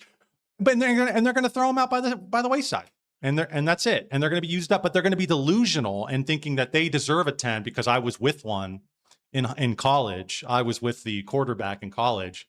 But it's like, you're not actually grappling with reality. In a similar sense, my friend, you're not he wasn't grappling with reality. You have to understand your position. You have to understand being looks matched, right? That's important. This is, yeah, and it's very difficult to correct people's sexual psychology Mm-hmm. because it's so private and so individual, and people get bombarded from when they're very little, right? When it Yeah. starts to form, they get bombarded with these ideas that are everywhere, but also then there are some that maybe only they experienced, right? Whether that's like an early, improprietous experience, or if it's just they just happen to hear their older friends say something that, oh, women are like this, or oh, men are like this, and it happened at an early age and they thought, oh, that's true, and that just kind of sent them on a trajectory, Yep. coupled with That natural shifted their biological lens of how they differences. view that forever. So but I like when people start saying, oh, does well, men find women less attractive because of porn? Obviously there are some men that find women very attractive because they watch a ton of porn and they become like mega simps, right? Yeah. And so I don't I think a lot of these things, they function differently for different people, and for like even women, where it's like, one girl might, yeah, if she has an experience with a very attractive guy, it may kind of make her unsatisfied with her any potential partner from there forward, if he doesn't live up to that high school Yeah. guy, right? Yeah. But some women maybe are smart enough, or just, I don't know, built differently, where that one experience doesn't really affect them later, and they go, oh yeah, there was some douche in, high school that I like, yeah. But like it doesn't, then they're perfectly satisfied with the It partner doesn't later, mark because, them for life. yeah, and maybe it's because their sexuality is less aesthetic. It's more interpersonal, or, like but it is so hard to know where people are at because I mean, could also um, some of that be that it's they, private. yes, it's private, but it also could some of that also be that they also worked through it, right? That could be It it too, could is that be. they got Yeah, over it yeah. and they're like, I know that was an oddity, or that didn't work out for whatever reason. And it's tough, and you can hold on to that and you can always be chasing that dragon. But ultimately, I think some people just need to come to terms with what is and what's available. And I think, what's in front of them, what is actually reachable, attainable, and like not be delusional, not be living in delusion. And I think a lot of people are not willing to go through that, not really willing to work on themselves. Yeah, and the less, because there is a sort of a trend right now of young people, especially like Gen Z and Gen Alpha, having less sexual experience than past generations. Yeah. And partly that also makes them susceptible when someone who purports or is very sexually experienced comes forward and says, hey, this is how all men are, or this is how all women are, and they have nothing really to go on. Yep. They're much more likely to believe that and think, oh, that's probably true, right? Whereas, if someone's like, I've had three girlfriends, I've had three boyfriends, that's not the way all women, like, you're kind of, some of what you're saying is kind of right for some, but not, no, that's not it. Yeah. It's But not indicative of, it's not yeah, it's not a hard and fast rule. But a lot of these people, and this is what I would say is another element to this, is not even something he brought up, but just the way of the internet and the spirit of abstraction of the internet that I've talked about, is that the internet will, and we know rage bait gets clicks, right? That's like the big thing. So the internet will literally abstract. It will extract the worst about someone, worst about a group of people, whether you're a woman, whether you're black, whether you're white. It'll hit you in the algorithm depending on who you are. And if you click on it and actually, and it will totally remove that image, that video, whatever, from time, from place, from context, and it will just keep feeding you that thing. So then all of you have to go off of your only experience in a lot of way, in a lot of times, your only experience is the algorithm with when it comes to women, when it comes to men, yeah, when it comes to, and I've heard it on our side, right? The more the alt-right sphere, the more, this sphere, we see a lot of terrible women, right? Women are whores, women sleep around women. On the inverse, the feminists are seeing the opposite. Oh, the statistics is, the vast majority of rape and assault comes from men, right? The vast majority. That's a true statistic. But they're taking on that and they're extrapolating it on it, and they're applying it to every abstracted instance that they see on their feed. And then they're going on the real world and thinking that is the case in every instance, which is clearly insane. And this is what the internet does. And it completely removes people from yeah. time, place, and relation, all these things from real life. It is truly a mind control. Like it's really fucked up. And this is why I uninstalled X on my phone, because I don't want to be sitting there on it all day and being mind raped by whatever the algorithm wants to show me, which a lot of times is nothing good. So I think that's absolutely happened, which I don't think he talked about much. And I think that that's one of the big things that's going on, especially with younger generations who spend most of their time on the internet. That's their view of the world is completely dependent on their algorithm. And Yeah, so well, because I mean, one might say he didn't contradict that so much because he I'm kind not of saying he agreed contradicted with. it. He just didn't I address it really. Right, but what I'm saying is he maybe partly one would say he didn't because he kind of agrees with all that red pill stuff, right? He kind of agrees with the feminist stuff too because he would just see these as women talking about the favored ones, right? Which is what he calls them, the males at the top that are the real problem. He would say that that's what the feminists are talking about, and the red pill guys are also right. And so basically everything that you're seeing online, he would probably agree with. Yeah, but I mean, and again, because I don't think that like the truth of it like is not necessary, because I think there is obviously truth to, oh yeah, a large percentage of men commit violent crimes against women or whatever, and it's so much more disproportionate than the other way around. Well, men are just all as a whole a problem. People extrapolate these statistics, and then in every individual instance they have, their life is colored by that instance, by that statistic, by those images on the screen. And that's how they go about life, to where they get to a point like this guy where it's just like, and I'm not saying he was wrong. I think he was right about a lot of stuff, but I'm just saying it ends up coloring everything and every Yeah. sort of interaction you have, to where it's like, and then you end up reinforcing those things with more of shit on your algorithm, or you go and look up more statistics, or you go read, like there was a whole section in there about Reddit posts. Would you remember the subreddit that it was from? Oh, no, was it hypergamy? Was it our hypergamy? Is that... I think it was Oh, some, maybe it's our dating. Maybe it was our was it dating. art? I don't know. I thought it was something like, I want to see if I have it. Do you have it pulled up? I got it on paper printed out. Let me see if I can find it. Let me go through my Rolodex. But it's like, that's just, it's just an extraction. It's just an abstraction of reality. And it's not the real thing. I'm not saying it doesn't happen. I'm not saying there isn't some truth to it, but I don't know. It's just, if everybody's kind of falling into this mindset, then this problem is not going to be solved, right? This problem is not going to be solved. It's going to be just getting worse and worse and worse. He does, he says at the beginning of the manifesto that it's for roughly people below the age of 30.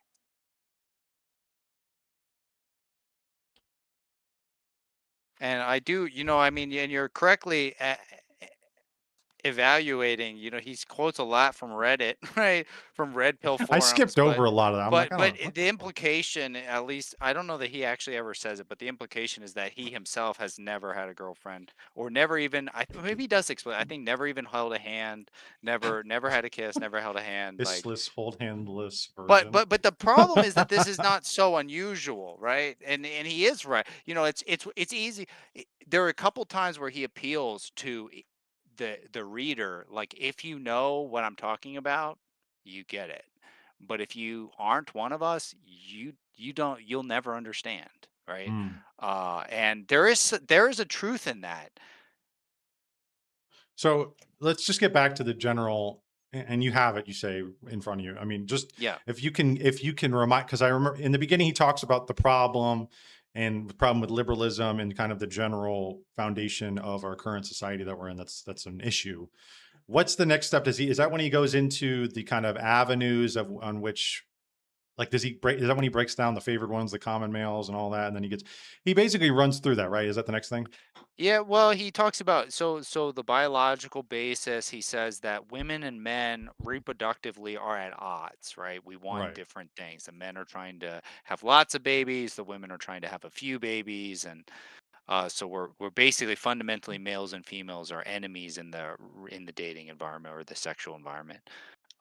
Then I think then he goes into, so yeah, societal structure and monogamy, and then the history of monogamy, because he is, and he's a great defender of monogamy. He believes in marriage, he believes in Which is funny force. because he shits on Christianity. He does, and he even did you I don't know if you noticed, there's twice he cites other works by himself, and as Yes, far he as I can does. tell, no one He's has them. doesn't he have like a metaphysics or something like a he has like something about a paper on One was a metaphysics, I think. one I think was about I thought there were 3. I thought one was about terrorism and how to conduct it, Yeah. one was about the future society and what it would look like, and one was just called, like, anti-Christian or Oh, the maybe. anti-Christian Okay. or something like that. I don't know because that's another thing too. I was thinking when I was reading this. I was thinking what because a lot of times he talks about good and bad and what is moral and what is right, and I'm like, what is his ethical framework he's going off of? Like This is he and what would you how would you answer that question? to him about him. Yeah, what do you think? Because that's a Well, very I think that's a I that crossed my mind as well, and I thought that's a very good like, because he's not what is good, you know? he shits on Christianity and he's like he says it's a bunch of like kabuki or something, right? It's a bunch of nonsense. And then which it looks like he has another paper where maybe he gets more in depth with it, but then he keeps appealing to the good and it's like, well, you're going to have to give us a little more there because again, you get into this like biology evolutionary model and it's like if that's what you're going off of and you believe in that model, largely those people do not believe in telos or morality or God, right? Or anything like that. And really all they have to go off of is what is. And what is like nature, like power dynamics. So therefore, why should anybody give a shit about you and your suffering? If you can't get the bag, dude, that's on you. And like nobody should give a shit about that.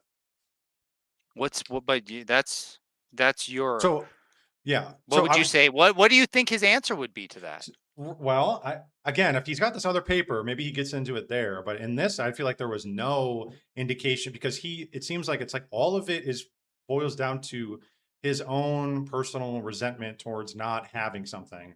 And the fact of the matter is, everybody could bitch and moan and write a manifesto about something they do not have because everybody lacks something. And that is not a good reason to say, I deserve this because I just don't have it. Like, I don't have a Boeing, I don't have an airplane. I don't have whatever. Like I didn't get the promotion at my job. Like I don't, there's always something and it's like, but why ought we give you that? Why ought that be the litmus, the good that we all should be appealing to? What are you appealing to other than your personal preference or your personal wants? And that's Yeah. why I don't see that from him. I don't see him actually because then he provides this kind of like, well, we should enact this kind of like what is it like Duganist I don't know socialist whatever conservatism, Islamic whatever. But it's like other than you playing on other people's lack of having girlfriends, and maybe that's all he wants. Maybe that's all he needs. Like, what other reason should people who do have girlfriends and have wives and are in a loving relationship, why should they actually care about this and not just brush you off as some weirdo who can't can't hang. Yeah. You know what I mean? I So agree. That was I would say, I I hate to approach manifestos with a negative tone because I want to hear what they say, right? And I yeah, don't want to come in saying, "I know you're evil. Now let me hear what you have to say." I want to go in and say, "Let me hear what you have to say," and then I'm gonna evaluate whether you're good or evil, right? But I would say two of the things that I did end up feeling negatively about was well, one had to do with the genetic origin of the sexes, but and some of his right. conclusions there. But the other one was that where I thought, what is your motivation for anything, right? If you have, I mean, and this is not somebody who just hasn't thought it through, right? He's a He's a philosophy major, major, you said. Yeah. exactly. He's a major in philosophy, and if he wrote a paper on, the Antichrist, he's reading, like I say, he's reading many great philosophers. You know, he needs to say that in his wide sweeping manifesto. He needs to say the fundamental core of what he believes to be good, and I think he does actually. Interesting. Let's hear it. Okay, and yeah, I would love to, there's a couple passages because he speaks of intimacy and kind of like sexual unity and sexual experience in a divine way. He says it's divine. It's like the greatest thing that humans can experience, right? Uh, And so you could say right there, that's his good. His good is that, and that no one should be denied it, that everyone is owed it, basically. And so you could say that's his good, is that he's basically idolizing, Pussy. sexual intimacy. Yeah. Yeah, It's like, exactly. Right? wow. Pussy is God, I Um, guess. but you could also say, well, then I don't know, but then how does he get the justification? Like the rest, that's almost like insufficient because, Yeah. okay, if that's your God, but then like, how do you know how to serve that God? What, like, why would you do all this? But I did feel there was a passage where he You speaks. keep I don't saying, know I if don't you like that passage. Sounds like you're quoting the Bible or something. I hang don't, on, hang on. rubbing me But the wrong way. that's the way it reads, not as the Bible, but it reads as though there's like a portion. There's a like a paragraph where he talks about basically he all of a sudden switches to almost like poetic language, and he talks about there being people within the bubble of light and people on the outside, right? And he says that now let us talk, and it's like that, like now let us talk. Okay, so now we're gonna change the tone, and he says, and these people on the outside, like you said, they're like living in Dante's hell, right? It's like we look inside, we see inside, but he says we have two advantages. The first is that we can understand them, but they can never understand us, right? He says we can look inside and see their little utopia and understand how it works. And in fact, that's all we do. We wander around the outside, looking in the bubble, looking at them having their experiences, right? And you could imagine him seeing people at high school having normal healthy relationships, right? Or even unhealthy relationships, but just like and feeling like an outsider.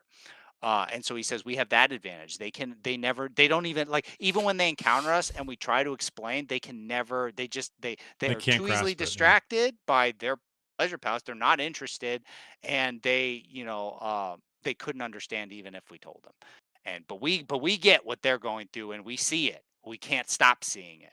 And he says the second advantage is that this is what he says, and I think this in some sense is the fundamental motivation for the entire thing. He says we derive pleasure from popping that butt. Right? We on the outside have this weird hollow uh Existence. source of energy. He says it's something like that we can draw on, where we can attack them and feel good about it. And This sounds they don't know demonic. where it does, and it reads that way. And it's like, and like when we attack them, they don't know where it's coming from, they don't understand us, but we just like we basically, like, we derive pleasure from it. And so fundamentally, I feel like what he says in the entire manifesto, after analyzing everything somewhat accurately, in my opinion, is that he concludes by saying, and frankly, this is what I want to do. Right. It's not because I think it's going to solve the problem. It's not because this is the right thing to do. I just like doing this. I want to go shoot. Right. And I want to do my best to tear their system down. So it's just pure resentment. I mean, it's just you have and I don't, and therefore I'm mad. Boo hoo. I mean, like, look, man, I know not having a girlfriend is tough. I get it. I've been single before. I know not, but like anybody at any time can do that, and then you just start. You just, you can't just go start blowing people up, shooting people. I mean, like that's just, it would just be a war of all against all. It would be literally like, yeah, I guess then every person who has a grievance about anything at all, justified or not, but if they feel it, right, then they get to go out and commit heinous acts. And it's really just interesting because the attack on Christianity, he kind of, he talks about how it actually alleviated the struggle. Monogamy, right? Monogamy alleviated this problem from the common man.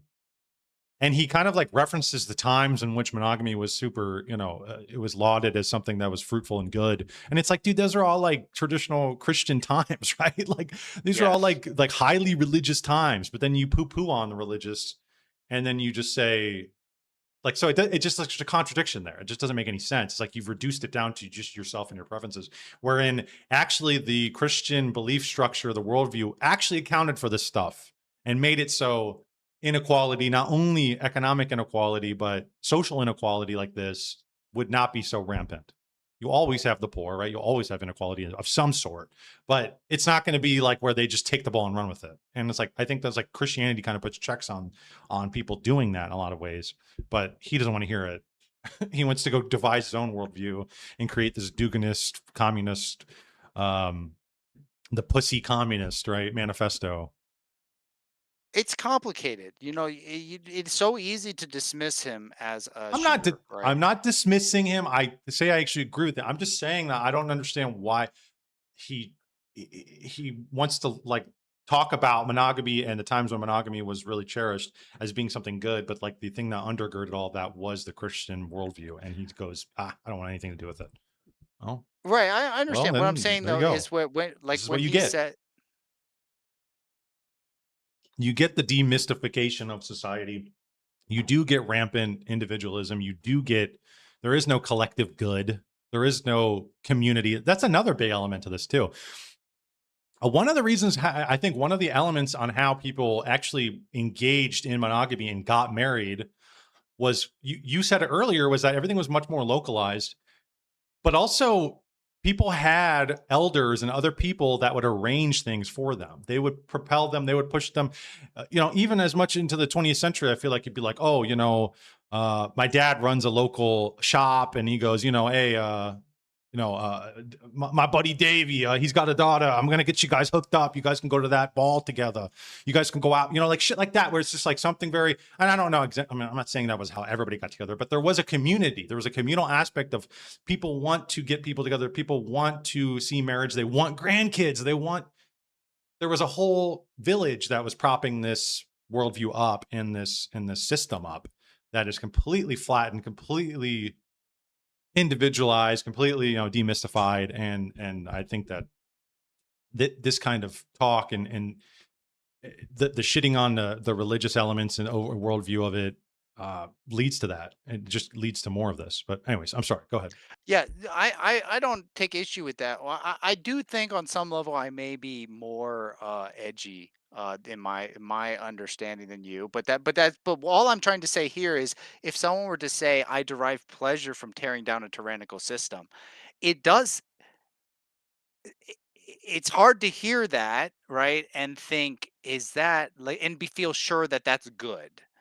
I am not sure that that's evil.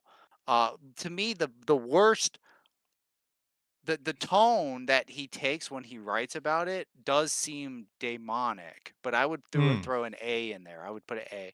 And I found it. If you would you mind if I read like probably 35 seconds of text? sure. What, real quick, what is Okay. the A and what does that mean, daemonic? Well, because in the that's like ancient Greek, right? And Okay. in ancient Greece, like Socrates said, he was led through life by a demon, right? Which we would call a demon, but at the time it was daemon. It was more like just a spirit, Mm, and it was less connected with evil in the way that Christianity views demons, demon, as always evil, completely evil, oh, I see. intrinsically Okay. evil. So because there is he does take this spiritual tone. So let me read it real quick because it really is striking. He Yep. says, Go ahead. "What has been shattered can be mended. What has been weakened can be straightened. I'm sorry, can be strengthened.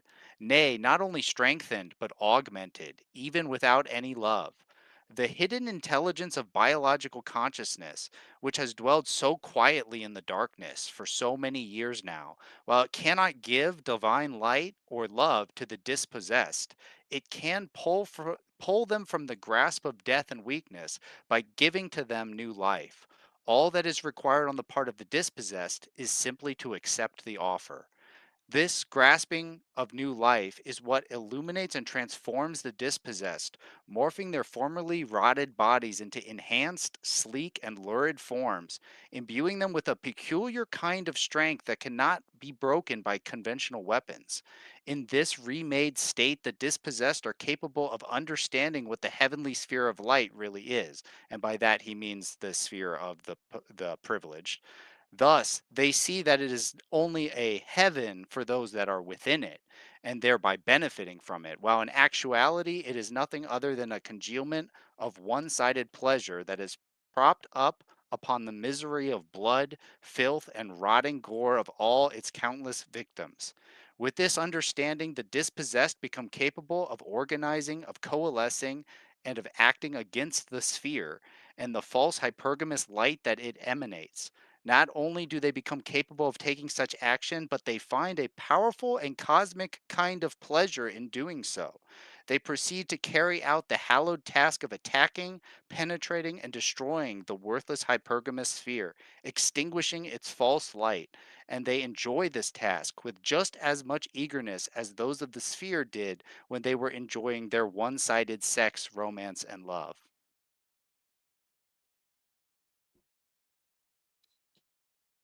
Very poetic. Right?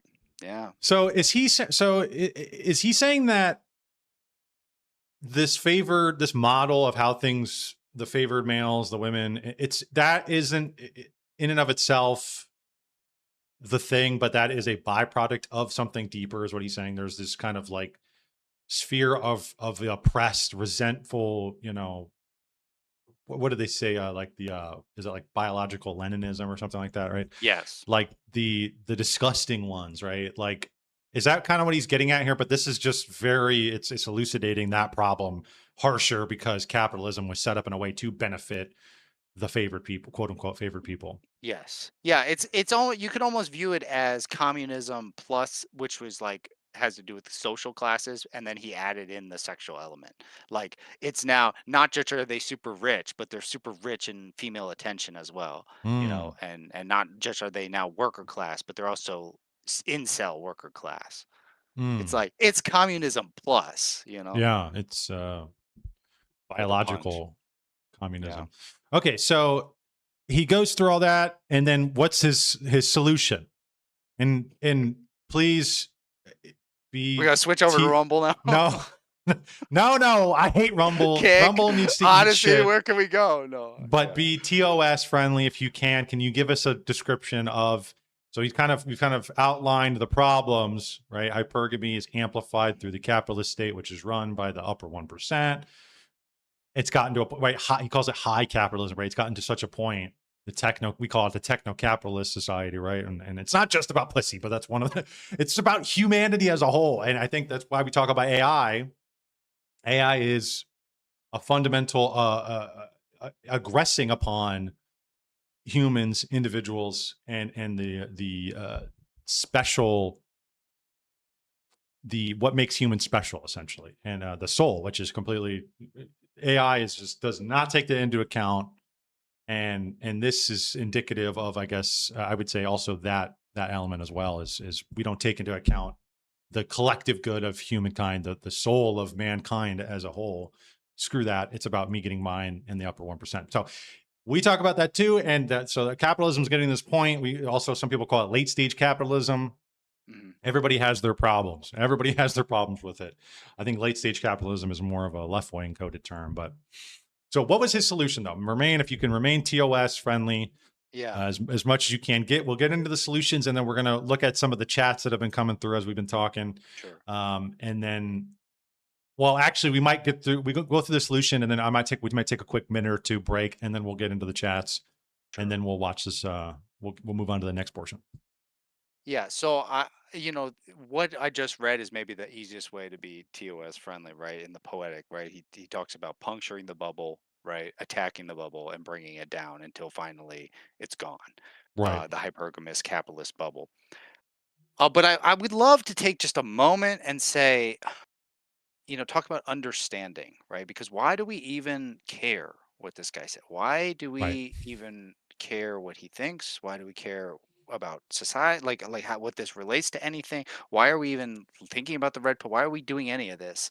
Why is he doing any of this? Why is he trying to understand? And my what it seems to me is that when you understand something, it varies from being able to use something in that you're able to do two extra things, right? Like I can do a math problem just by following a formula, but if I understand what's going on, I can manipulate the math problem and still get good answers because I get how if I change this other thing's going to have to change as well because I actually understand what's going on. Or if I'm a doctor, it's like I could just give, oh, this is the prescription, here you go. But if I don't understand what the medicine does, if someone Yeah. comes in and they've got a slight difference, or they say, well, I am having this problem, but I also am, this, it's like, It's not so Well, formulaic. yeah, This is will it like work the this is like same if the you're a diabetic or not? It's like, well, does it connect with insulin? It's like, but if I understand it, this is like the I Chinese room problem we highlighted several weeks ago, where the AI has this kind of underlying formula which it puts in things, and by all accounts, it's the mm, Turing test.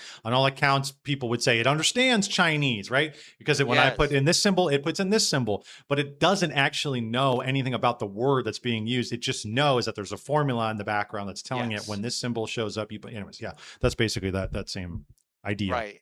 And so what understanding does, it gives you the power to manipulate and to predict, right? When things start changing, Yeah, because you're able to see, oh, well, if it works like this because of this, then if we change this one factor, what might we expect? And we basically can predict it then, right? Uh, it has it when it deals with humans or human psychology, it smacks of witchcraft, right? When you understand somebody, like you say, alchemy or something. Yeah. I know what they're gonna do. You like, let's say there's someone and they always go down to McDonald's, right? And so someone's like, well, we know where Bob's at. He always goes to McDonald's. And well, he might be at one. No, Bob always goes to McDonald's. Okay, so they know Bob, right? But they don't understand Bob. But you could have another person who understands Bob, and he goes down to McDonald's because there's never anyone there, and he likes to be alone at this time, right? And then let's say now suddenly they're on vacation and they say, "Oh, Bob walked out. Where'd he go?" And they go, "Oh, well." And the first guy goes, "Well, he's at McDonald's, right?" And the second guy goes, "No, no, I He's think he's at at that Wendy's. place." Yeah, because he looks in, he sees the parking spot, and there's nobody there, and so because he knew, because he didn't just know what Bob did, he knew why he did it. He Yes. understood Bob, right? And that allows him in that situation to then predict. And when things start changing, but to the other dude, right? He's like, how did you know that? Bob's always at McDonald's and you knew today he was at Wendy's. Like, he's shocked, he's stunned. It's like he's a magician, right? And in the same way, when you're able to understand people and manipulate them psychologically, right? Because if you know, well, people tend to, let's say, people tend to have fluctuations of emotions. When they have a low state, they typically have a higher state afterward. Well, then you say, when there's low state, you go, you know what I think we should do? We should go talk to them in an hour and then see if they'll agree to something. And you can then get them to agree to something they wouldn't otherwise, because well, human emotions fluctuate at a sort of relative. So all this to say, right? This is kind of a basic general thing, but it's that understanding allows you to manipulate and predict, and it seems to almost be sorcery to people who don't understand. But the people who get understanding are not the ones who want that power over other people. They're not the ones that want control, because the ones who want control are always looking for the most efficient, quickest way to have control, right? To have Yeah. power. And so they're the ones that never take the time to understand. They just take the system. They say, how can I use this? How can I use this? How can I use How this? can I In every optimize moment. my Yes, in choices in a every given? moment, they optimize for efficiency. And so they never really understand the system. But it's the person who doesn't, who's like, you know what? I don't need all that. They sit and they take the time to understand it. And then later, the person says, like, the other person will come to them and be like, tell me how this works because I want to use it. Tell me how this works. And they go, I don't know if I want to tell you. Right? I don't know. You're the one who you've been cheating the whole time throughout all our tests. So you never learned how to do the work. And I did because I wasn't cheating. And now the only reason you want me to teach you how is because you want to pass the test, because that's all you ever cared about. You never cared about learning. Right. And so this is what I'm saying is it because things like this, I would say, to me, this document, Seth Hatfield's manifesto, and the recent papal encyclical, Magnificat Humanitas, they seem to be two of the most important documents in my mind for this burgeoning generation. If you want to understand, right? Because things are changing, and I think everyone knows it. We sense it deep down. Things are changing, and On an they're different. instinctual level. Yeah. Yeah, they're different sorts of documents, and you can understand through the negative side and the positive side and all that, right? But it's like, but they do help, because these are the Pope and Seth are two people that kind of were outside of the game, right? They weren't playing the game, they weren't They optimizing, were they they were were viewing sitting it and from afar. Yeah. Yeah, and they were they were watching carefully and they were trying to figure it out. For whatever reason, they're trying to figure it out. They're not really participating and they are just learning and studying and thinking.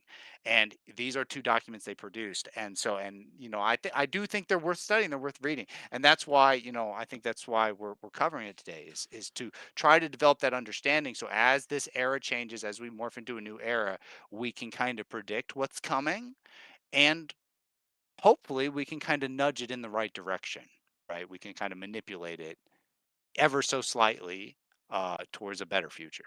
And that's the question. That's the question is what kind of, as far as you understand the problems, what remedies would you say, what do you think people should take? I know you kind of mentioned more localized communities, and I say something to that effect as well. I think this kind of law of subsidiarity, I think people need to be not so in their heads about the entire world, which is what is being produced on the internet, not so optimized. You don't, the world, the individual moments and relations and communications and stories that you tell and are heard, they're messy. They don't, there's a spirit to them that is being overlooked when you're on the internet in these cold calculated domains of X or Instagram, or there's things you're missing out on in the real world, right? There's time, place, Mhm. all these things.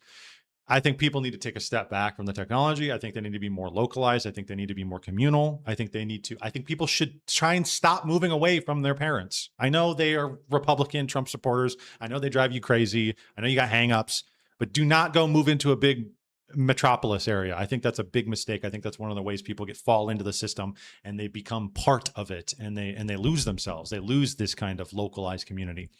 But what would you say? What do you think? This localized community that grounds them, I should say.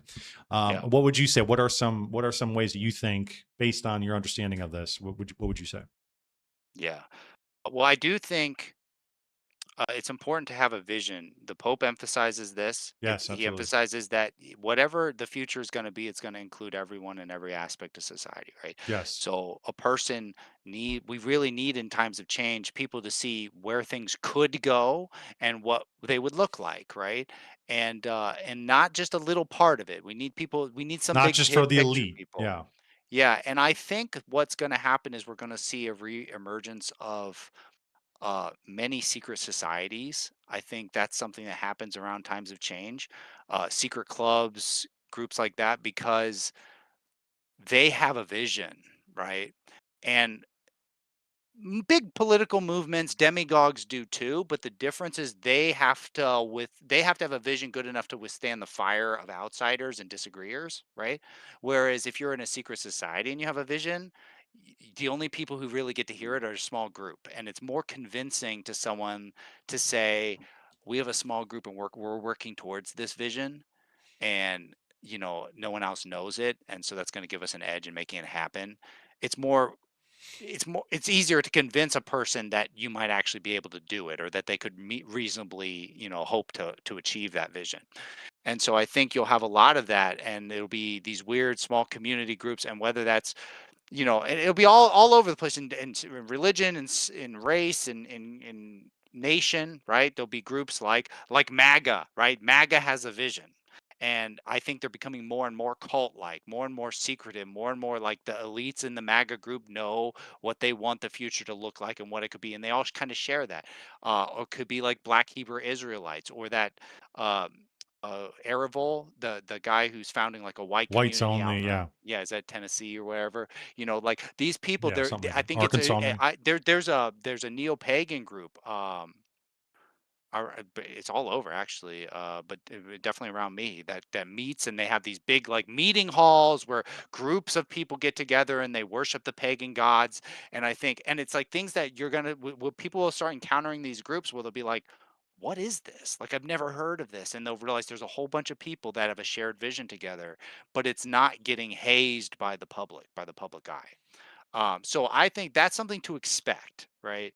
Uh, Whether that's good or not, I would say probably it's not. It's probably not good to work too much in those, because, like I said, the vision really should be something that includes everyone. You need a broad vision.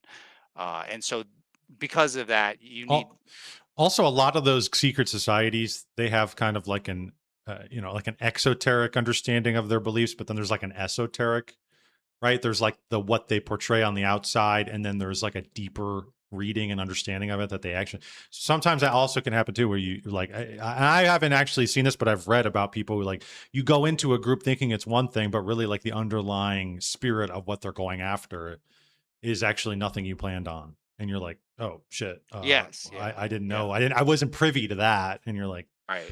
Well, and it's because it'll all largely will be shaped as they form, right? It's going to take time. If anything new, I mean, some things like maybe Mormonism or something, there's a kind of a large shared vision cult there, or even MAGA. Like there's like some big ones that are kind of still functioning. But we just had in Roman Catholicism, we just had a group excommunicated. SSPX, yeah. Yeah, that just happened, and it's national news, right? And people are in the Catholic circles are commenting like a lot of Catholic news doesn't get reported on. But this getting reported on because it's like I don't know, it's a sign of the times or something. It's something about that there's a group and they're like a cult, right? I mean, like Catholicism itself is a cult, just a much bigger one, but then you have this like smaller cult, right? That has people and they have families and they have kids and they have, and they meet together and they have meals together. Like it's like a whole group.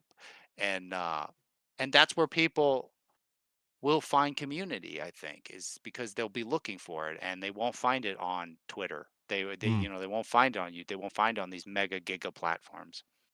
There's gonna be that real world And they won't lacking. Yeah. yeah, they won't find dates either. They won't find marriages. They won't find their own families through, Tinder. They'll find it at the lodge, right? Yeah. That's so. I mean, you're saying that's where it's going to go. You think that Mhm. people are going to fraction up into these different secret societies, or there's going to be more of them at least. Yeah. Do you think that that's how it should go? Would you like to see that? I mean, what do you think? I mean, is that, Yeah. you said it's not good, right? You said that's probably not going to be Yeah, well, but good. it's a pivot. It also will shift. Someone like Seth Hatfield, he probably feels completely impotent, right, politically, to achieve any sort of social change. He writes his manifesto. He even goes out on a shooting spree to get it read, and nobody reads it, right? No one even report. The media won't even. They just publish like a part of it and say, We're reading it. but right, I know. But what I'm saying is, but if this guy were in the Shriners, right? Or it wouldn't even be that. I'm saying that as an example, but it would be something you've never heard of in the Society of the White Cross, right? If he were a member of the Society of the White Cross, he could get track. He could have people read this. He could be respected for this. He could find people who say, you know what, we got to do. We got to do something together, right?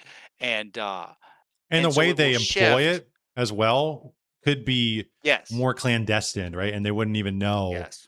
in a lot of ways that that's what we're going after. But that's kind of what's he's kind of hinting at with like capitalism, is like the liberal ethos is like trying to delude the common male into believing that they ever had a shot at, but it was kind of off the pretense of freedom and equality and we're all individuals. And it's like, yeah, but that's actually not what it was. That's kind of what he's saying. But yeah. Yeah. Yeah, but it shifts now power back onto a few, right?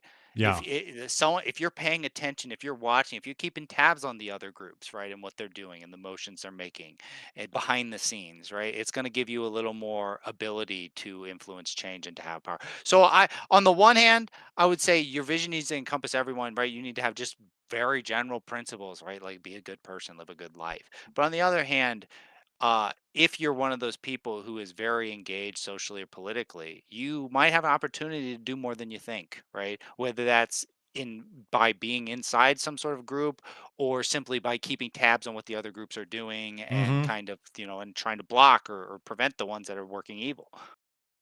Yeah, but you got to have an understanding. That's also another thing too.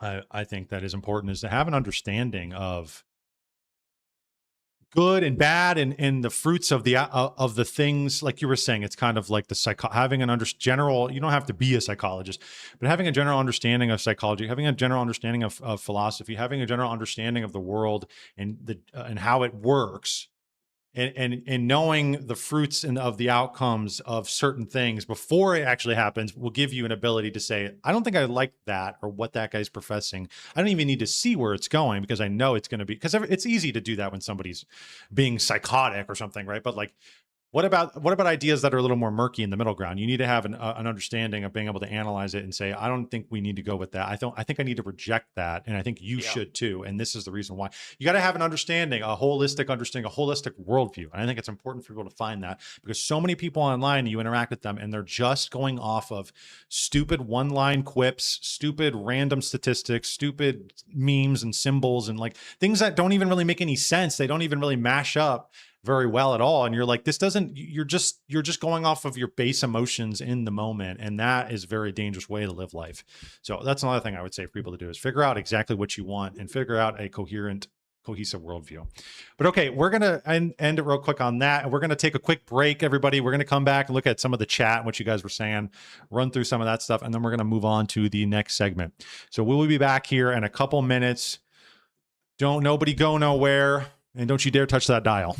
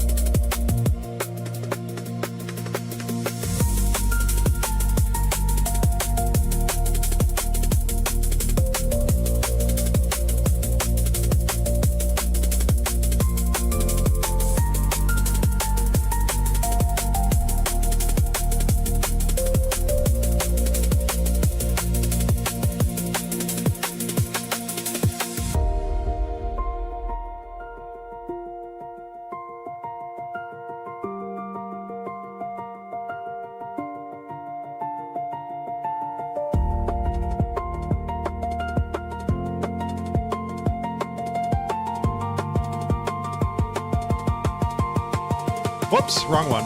We're back. I hit my spooky overlay there for a second. Accidental.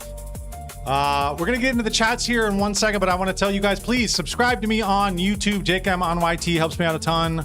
Follow me on X, same exact thing, JCam on YT. Keep updated on what's going on. So that helps me out a ton, and we don't ask for anything else.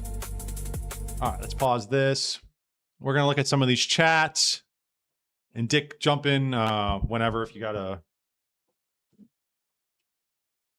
Oh, there we go. I just I almost forgot. Yep, I almost forgot to unmute you. Yep, you're good. Jump in if you have any comments. So I'm going to look through some of the, because we were talking there for a good probably hour-ish, a little over an hour maybe. So we're going to look through some of these.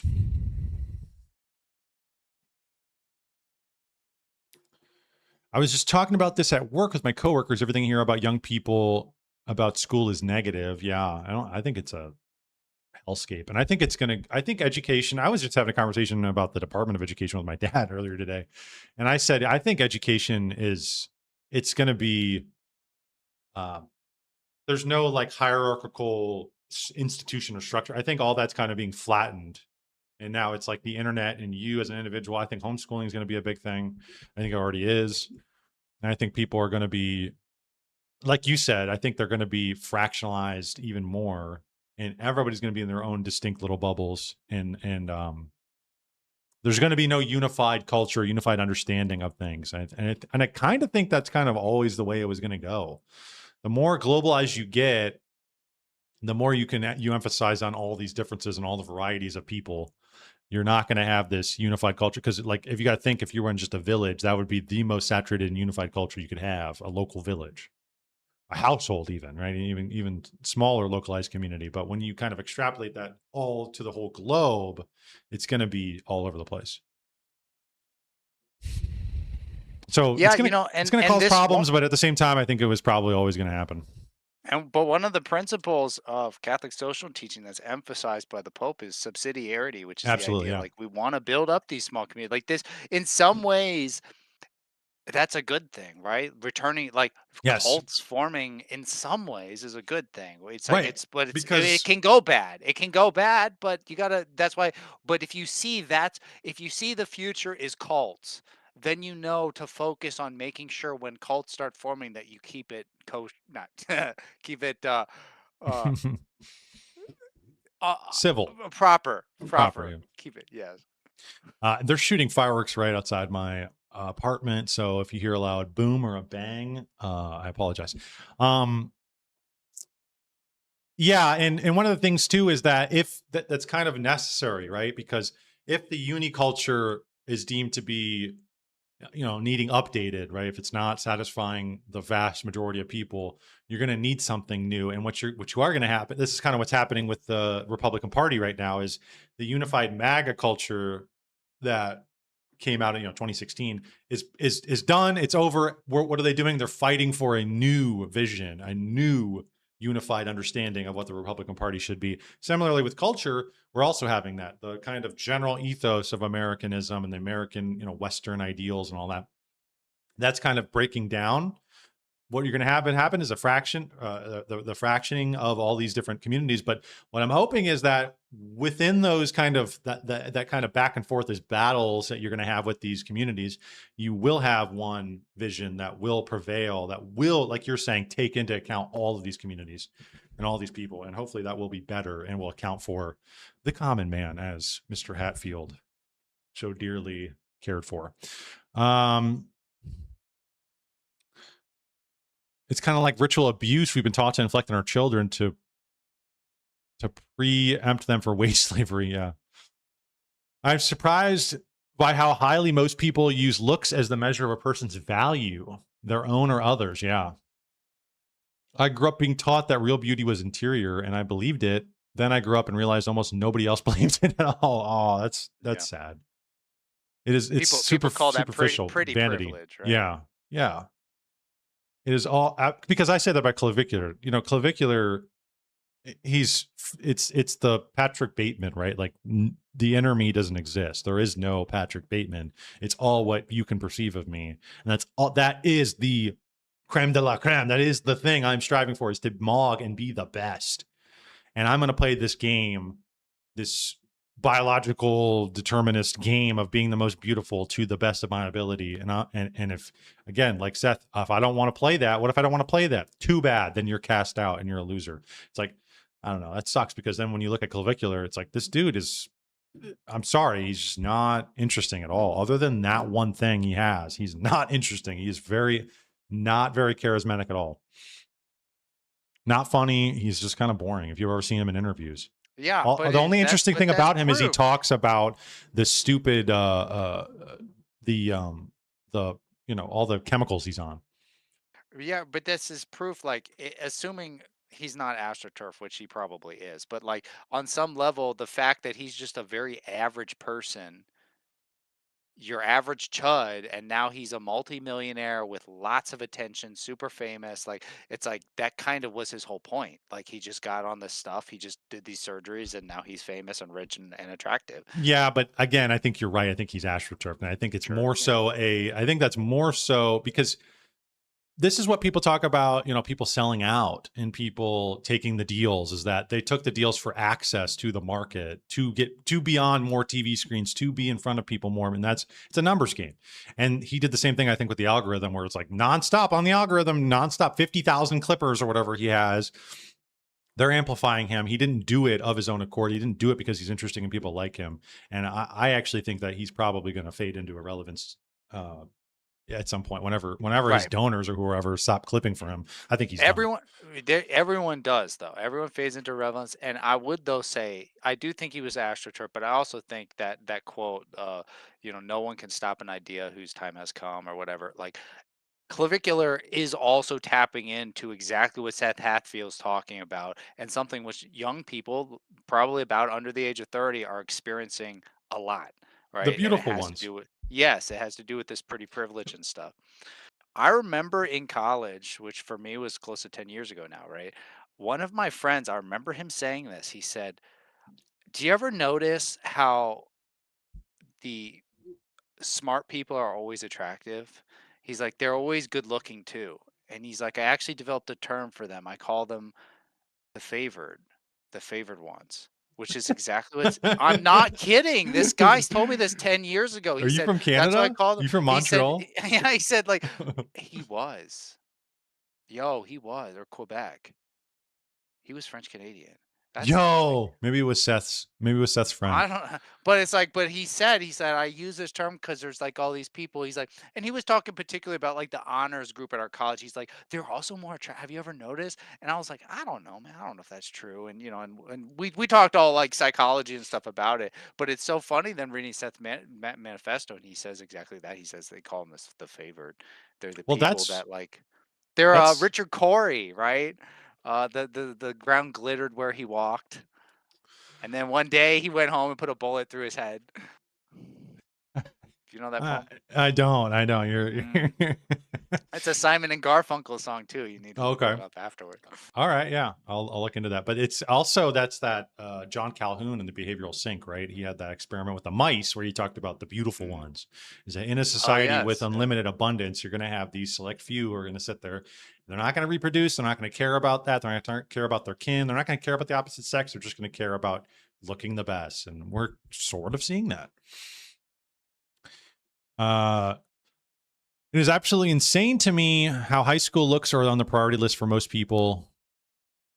Yeah, and again, the thing is that people that is an emphasis, but like at some point, people would say you have to flip that into, the thing, but also there's the operations of the thing. What can you do? What can you produce?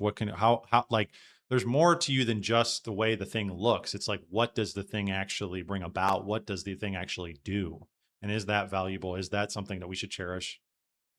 And it's like at some point you have to put time and effort into that. And I think that that's being completely overlooked. I hear you guys. Go ahead. No, go. Wait, are you about to read more comments? Yeah, I was just going to read a couple more. I have a whole theory, but maybe it's not a good time to go into it. I hear you guys talk about Clavicular and how crazy he is, but I can't help but think at least he's honest about how highly he prioritizes looks. Most people prioritize looks, but pretend they don't. Yeah. Unrelated statistic, I just recently heard more people die in Europe of heat-related deaths each year than die in the US from gun-related deaths. Wow. By a lot. Wow. Well, it's just climate change.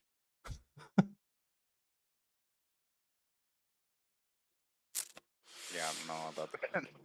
I don't know either. But allegedly Alexandra says that in chat.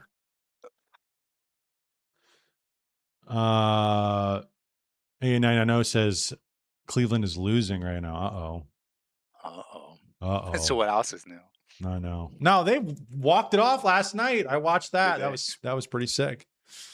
I was freaking out because I knew it too. I turned it on in the 8th and I'm like, this is like a 1-run game. I was like, this is gonna end in something crazy. And it did. You know what? It's interesting. Seth said he approves of sports. He says that's good energy. He said it because it emphasizes the us versus them mindset, and he sees that as a positive. He says that it just needs to be channeled to the right, us versus them. I thought he said something like it was good until a point, right? Didn't he say like the way people treat it is like the sports ball kind of, it's just a simulated kind of it's like assuaging that where you need to put the energy into something more useful. Yeah. Well, isn't Hatfield not just saying you have and I don't, but that in his belief system, this is a fundamental injustice in the system? Yeah. Yeah, but who determines what gets what? Who determines that you should even have?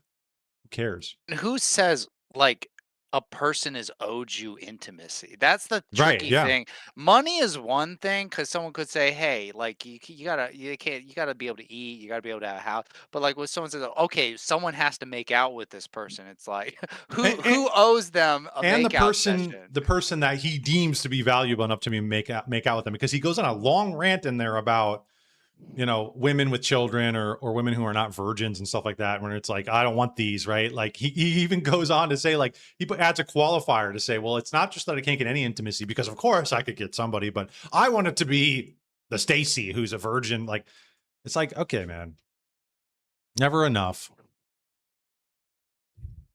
If he idolizes sex, then his indignation would be more like the anger of someone watching the elites dine sumptuously while most people starve to death. Yeah, what's up? Yeah, that's a good comment though too. And there was one point too where he says recommending thrift to a poor person. He's quoting some communist writer. He says, or no, and maybe it's Voltaire or something. He says like it's just an insult. You know, if someone's saying like, oh, I'm not, oh man, I don't, your Highness, we don't have food, and he says, well, have you tried being thrifty? Have you tried not buying a latte? You know, he's like, it's just like an insult, and he's like, in the same way, like if you try recommending, you know, have you tried being taller? Have you tried being better looking? Have you tried being more handsome? You know, he's like, it's this innate balance, right? That's what he's drawing upon, is that there's an imbalance here where everything's being funneled up to a select few people. And that the system is aiding in like, it. Yeah, it's not just like it's like it's actively pushing this. You know, it's because you could, if everyone started with the same amount of money and you say, hey, be thrifty if you're poor, right? Because it's obviously that's the problem. But if the system is making people have no food, and then you say, have you tried being thrifty? It's like, have you tried destroying the system? You know, that reforming was, it, doing something. Yeah, exactly. Arranged marriages or semi-arranged would be easier with smaller communities. Absolutely. When the internet means the community is the entire world, effectively, arranged marriages don't work anymore. Right. Yeah. That's a good point. Marie says, why were founding fathers Freemason? Ah, interesting. I'd like to do a more deep dive on the Freemasons.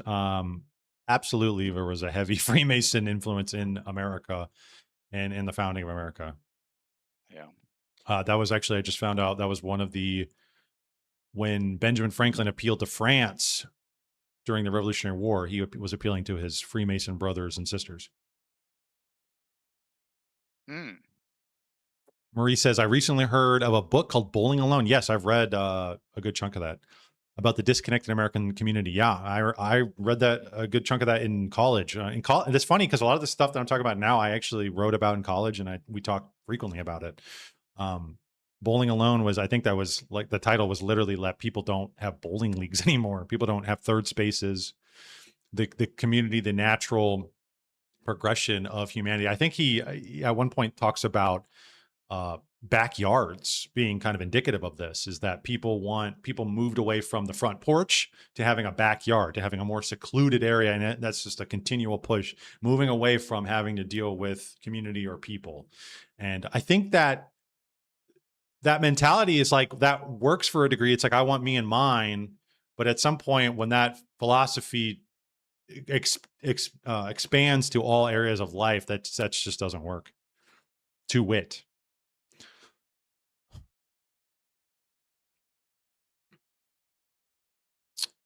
Okay, that's about him. All right, we're caught up. All right, so do you have any last thoughts on this, or do you want to move on to the video? We have like a dating video here, so maybe we'll kind of shift a little bit where we can draw upon kind of some of the social problems that Seth outlined in his manifesto, and look at maybe a real world example where we have this video of this fine gentleman doing kind of a man on the street type deal, asking why Gen Z, why nobody dates. Do you have any other follow-ups, or do you want to just get right into that?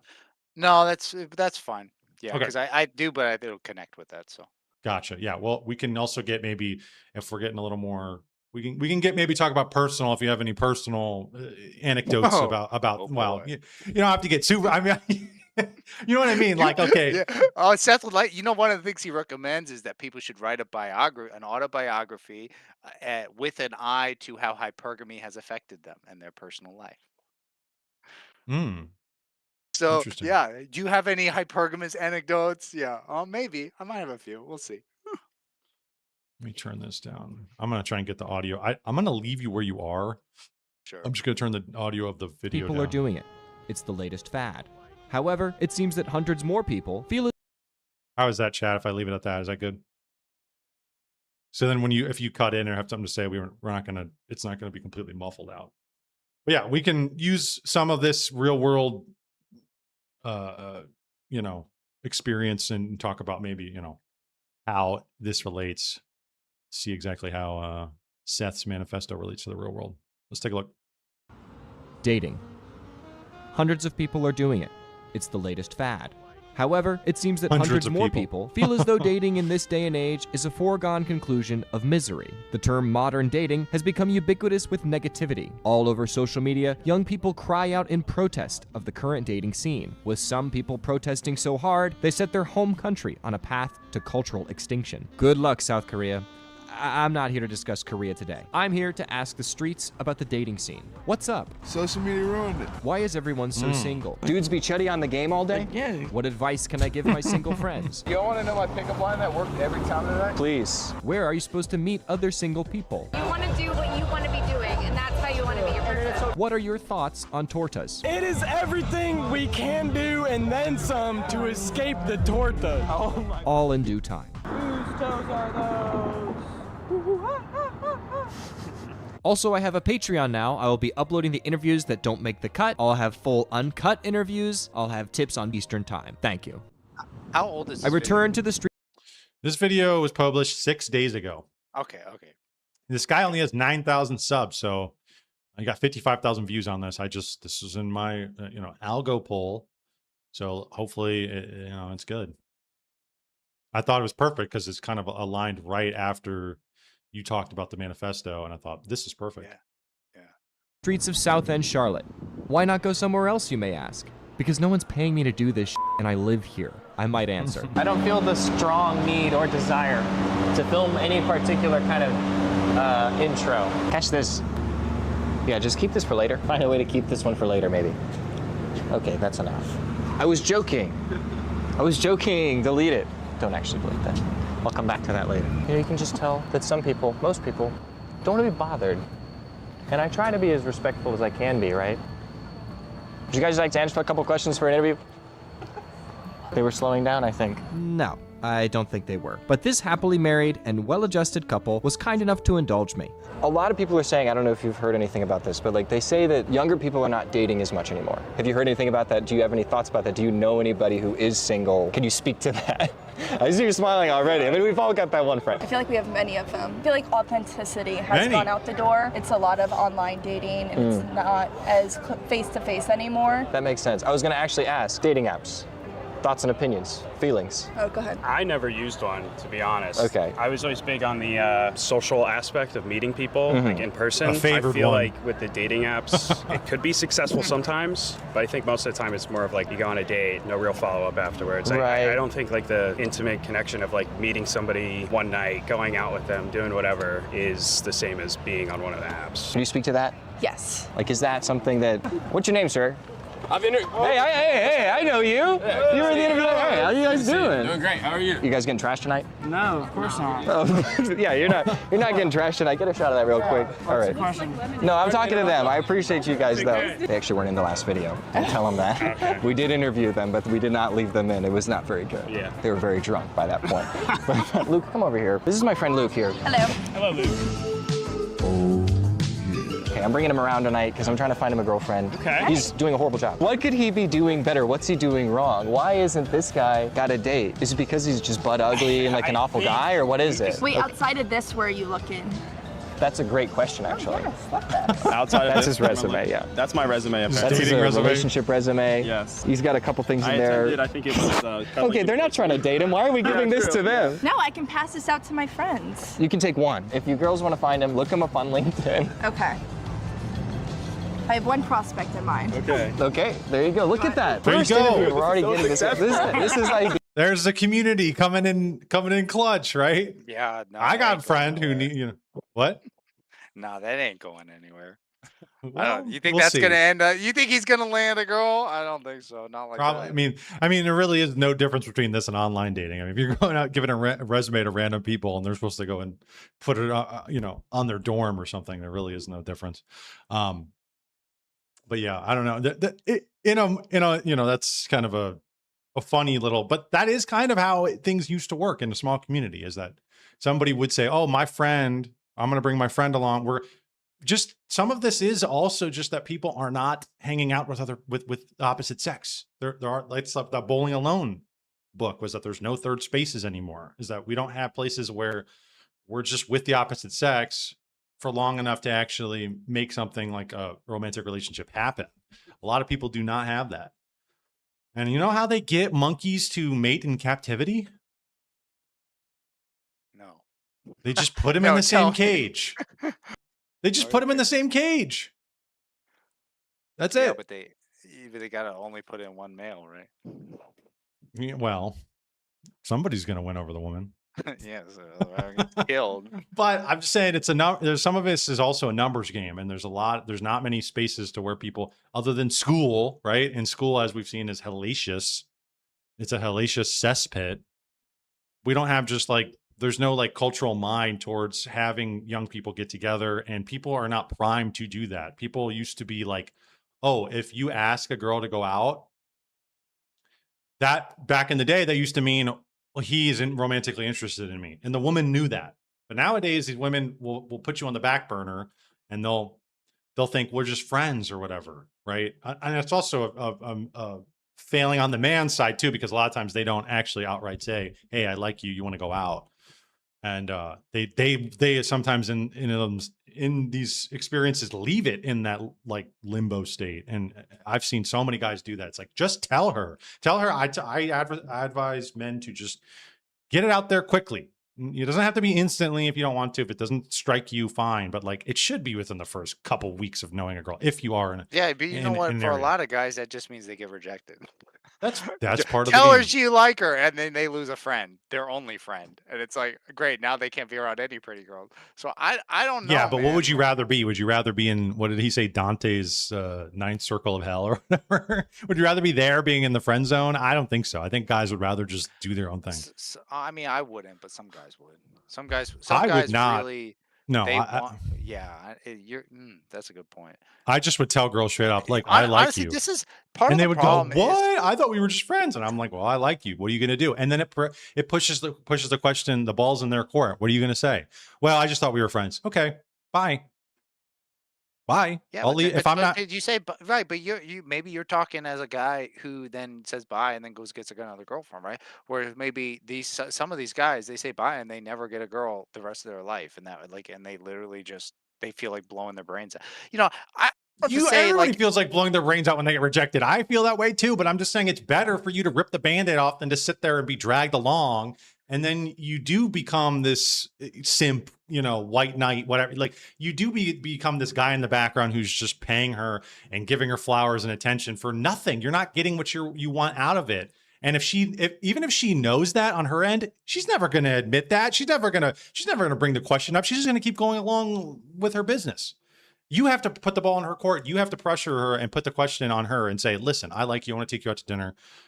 Let's do it. Okay. If she doesn't want that, well, guess what? I think you should move on. That's just me. That's my yeah, no, I the thing is, wherever I fall in this hierarchy, I have at least been on you're a the favorite one. borderline. Well, I've at least been on the borderline where I've had friends and they literally just go up, ask girl after girl after girl, and get rejected and rejected and rejected. And the real like some of them I have a lot of respect for because they can just take it, they can just absorb that and still respect themselves. And it's like, but some of them, it's like it only takes one or two, and then they see the pattern, and then they say, "What's wrong with me?" And they look and they realize there's nothing wrong with me. It's just that I'm not conventionally attractive. And it's like, and then they get bitter, and then they get and try it's just and improve. Like, well, you can't always. Okay, man. If you're a 5'4" guy, you're gonna have a tough time, and that's just true. It's not. I feel like it's not. Yeah, but charitable to that tell was those true guys. in every world. It wasn't just this one. Yeah, I know. No, I'm just saying that, like, but this is the there's problem. also retarded and disabled people. I'm sorry, they're not going to be in the NBA. I don't know what to tell you. I'm sorry. Yeah, and this, yeah, you're right. Because it is genetic. There is a natural element to it. But like, there's what are you also gonna say? What are you gonna do? Like, there's also time, place. I do believe in fate to some degree. I do believe in the kind of immaterial things that can occur with people that can make attraction not just solely reliant on the Chad. And this is true. This is true. And there are a lot of forces like Stockholm syndrome, right? Did Seth take into account that, right? Like there are these other psychological things you could write whole long papers and essays on. Hey, Trevor, that happy Friday. Of how, yeah, or like, oh well, if a woman perceives you as an infant, she's gonna become attached to you, or oh, like there are all these other forces as well as the ones he talks about, but he sidesteps the issue of even having to address them because he says if what you're saying is, well, maybe if you don't have this, maybe you can go through some other kind of abnormal angle. And he's like, well, you're basically conceding the point that you're saying you might have a shot if you take an abnormal angle, which means that I'm swimming against the grain because fundamentally it's the genetics that is Define the issue. It's the thing abnormal I can't change. That is the issue. I don't know. I mean, abnormal. I mean, it's tough. It's tough for me to dictate or decide whether or not a relationship, even with a friend, is that an abnormal? Did you become friends with this guy in an abnormal way? There's friends I have that I've met in, I guess, not traditional, not school, right? Like, I don't know. I mean, some of this is like, I don't really know how to even evaluate what is an abnormal angle. Yeah, Stockholm syndrome. I probably would say that's you're locking some girl up and she's, I don't even know. I mean, that's kind of weird, but I'm just saying that there's other things in play here that I think the abstractions from the internet does not at all evaluate. And it's basically impossible to evaluate, right? All this is like autistic, like measuring, like boiling it down to just these like measurements on things. And I'm not saying those things don't play a role, but I'm just saying. Yeah. So as we're watching this video, let's do this because Seth tells us to go to public place and observe the young couples visible there, right? He says the physical traits which are widely characteristic of the favored male are the following: a handsome masculine face. White guy, I'd right? say, Didn't he say that? I'd say that guy on the right, yeah. A tall height. He looks pretty tall, definitely taller than his girlfriend. What about the guy on the left who, this guy's pretty. Hold on. Okay, but we might say he doesn't have the masculine face. Oh, a baby face. Maybe that one a little bit, but the guy in the suit, I would say no. Well, he's not the one who's coming out there saying that he's not as tall. He's trying to get this guy a date on the left. Yeah. And this guy on the left, I would say he's attractive. He's tall. He's got his. Sure. I don't know. Okay, but he says No says homo. look at the ones who have girls, right? So this guy with the girl, tall height, a healthy build, Caucasian or Caucasian looking features. They usually exhibit all these traits. Outliers typically are ones where they're not tall but exceptionally handsome, or is exceptionally handsome but not tall. And he says, I encourage readers from Western countries while walking about in public spaces to observe the young couples there. For in doing so, you will realize that male partnership practically always matches up with what he says. Okay. So here we go. So I'd say this is a match. Right? Okay. This guy we'll keep an eye on that. Yeah. Okay, there you go. Look at that. First interview, we're already getting this. This is ideal. This is ideal. All right, now get behind the camera again. This is about me, okay? All right, where would you advise, just anybody in general, where do you meet a person? If you're out of college, because that's a big problem. I hear a lot of people say like, oh, I never met somebody in college, I'm doomed. He said that a couple times, actually. But you know what I'm saying? Morning miles on a Thursday morning at 6 a.m. You taking notes, okay? And my friend that I'm thinking of for you goes to morning miles. The gym is, I would say, is a manufactured modern third space. People have created that to be. I think a lot of people do meet at the gym, but her friend that she's going to refer you to, she's in the run club. I was also going to say, Luke, do you go to the gym? I do. I know a lot of people, it's a hot take. I think meeting people at the gym is also a good place because you get, I don't know, you're going to the gym, working out, you're there for like yourself or whatever. So are the other people that are there. Yeah. You're sweaty. That is a hot take because some people are like, don't approach me at the gym. Well, I was going to say, I feel like that can be borderline, like, I would hate if someone came up to me at the gym. Yeah, it's like, it's hi, a 50-50 you look nice. shot. See, Yeah. again, see, some of that is this like ideology like that women have because, again, like I said, years past is that a lot of women wanted to get married. They wanted men to approach them. But now there's such an emphasis on, and maybe it is partially because of the internet having all these backups, right? They don't need you to come up to and approach them. I got it figured out, but I'm just saying that kind of mindset is just like a poison. You gotta live, right? Yeah, you gotta try. You gotta take some risks sometimes. Yeah. Thank you guys for the interview. Thank you. I appreciate you. It was awesome. Off to a good start. You're probably gonna be the most sobering people we talked to tonight. I had no idea how true that statement was going to become. If you stand under the lamppost, it looks like you'll have an idea. What's going on, fellas? Yo, what are you guys interviewing? We're just asking questions about like dating and stuff. Don't ask that guy, huh? All right. He really didn't want to get asked. Yeah, the reason that he didn't want to be asked was because he was recently trying to meet a 13-year-old girl. That's a gorgeous dog. This is just beautiful. Could I ask it a couple questions? So, USA, Paraguay, big victory. We love to see that. Were you expecting that? They came out kind of early with 2 goals. Okay. All right. Hey, I paid for this. You can't have that. When it comes to dating, a common bottom line in most research is that young people just don't seem to care very much about finding a partner. According to Pew Research, 20% of young people prefer the single lifestyle and would rather not have some pesky human being who loves them get in the way of all that ass that's being thrown their way. Perhaps they've just lost sight of how wonderful true love and understanding can be with the right person. A real, good partner should not get in the way. They should elevate already existing experiences and enhance your character in doing so. But why is this so hard to find? Some say it's the dating apps. Some say there's a fundamental disconnect between the sexes. And some just say, dudes be chuddy on the game all day. Those some are being interviewed now. Young people aren't dating as much. Like, is that like true? Yes. Can you speak to that? Yes. I think both sides do not understand each other well anymore. You can communicate with somebody, but if they're not willing to hear your side and then understand that side, then nobody's gonna understand each other, and it's just gonna keep going in the same loop of toxicity. I just think the dating pool in Charlotte isn't the greatest, honestly. Haven't really had great success with that. But I think social media has played into dating nowadays. I think people think that they have a lot more options, and they're not. I don't think they're as genuine in like one connection as they are in like multiple, because there's just so many options with like dating apps, social media. There's just so many ways to like meet people. So I think people aren't as like interested in like forming like one genuine connection as they are like multiple, especially like at our age, just because, you know, you're still young, you're still exploring, which is totally normal, but it's just hard for the people that actually want something genuine. Any experience with dating apps? Like, what's the deal? Like, is that even a place you She just completely outlined Seth's ideology right there. I know, I was thinking that because one, I don't know, she's kind of talking for herself, but also talking about the people she's interacting with have lots of girls, right? That's what she's saying. She's saying everyone is out there that, well, they're not focused on one, they've got a bunch. Like, so he would say she's just focusing on a small group of men. Loose connections rather than one intimate.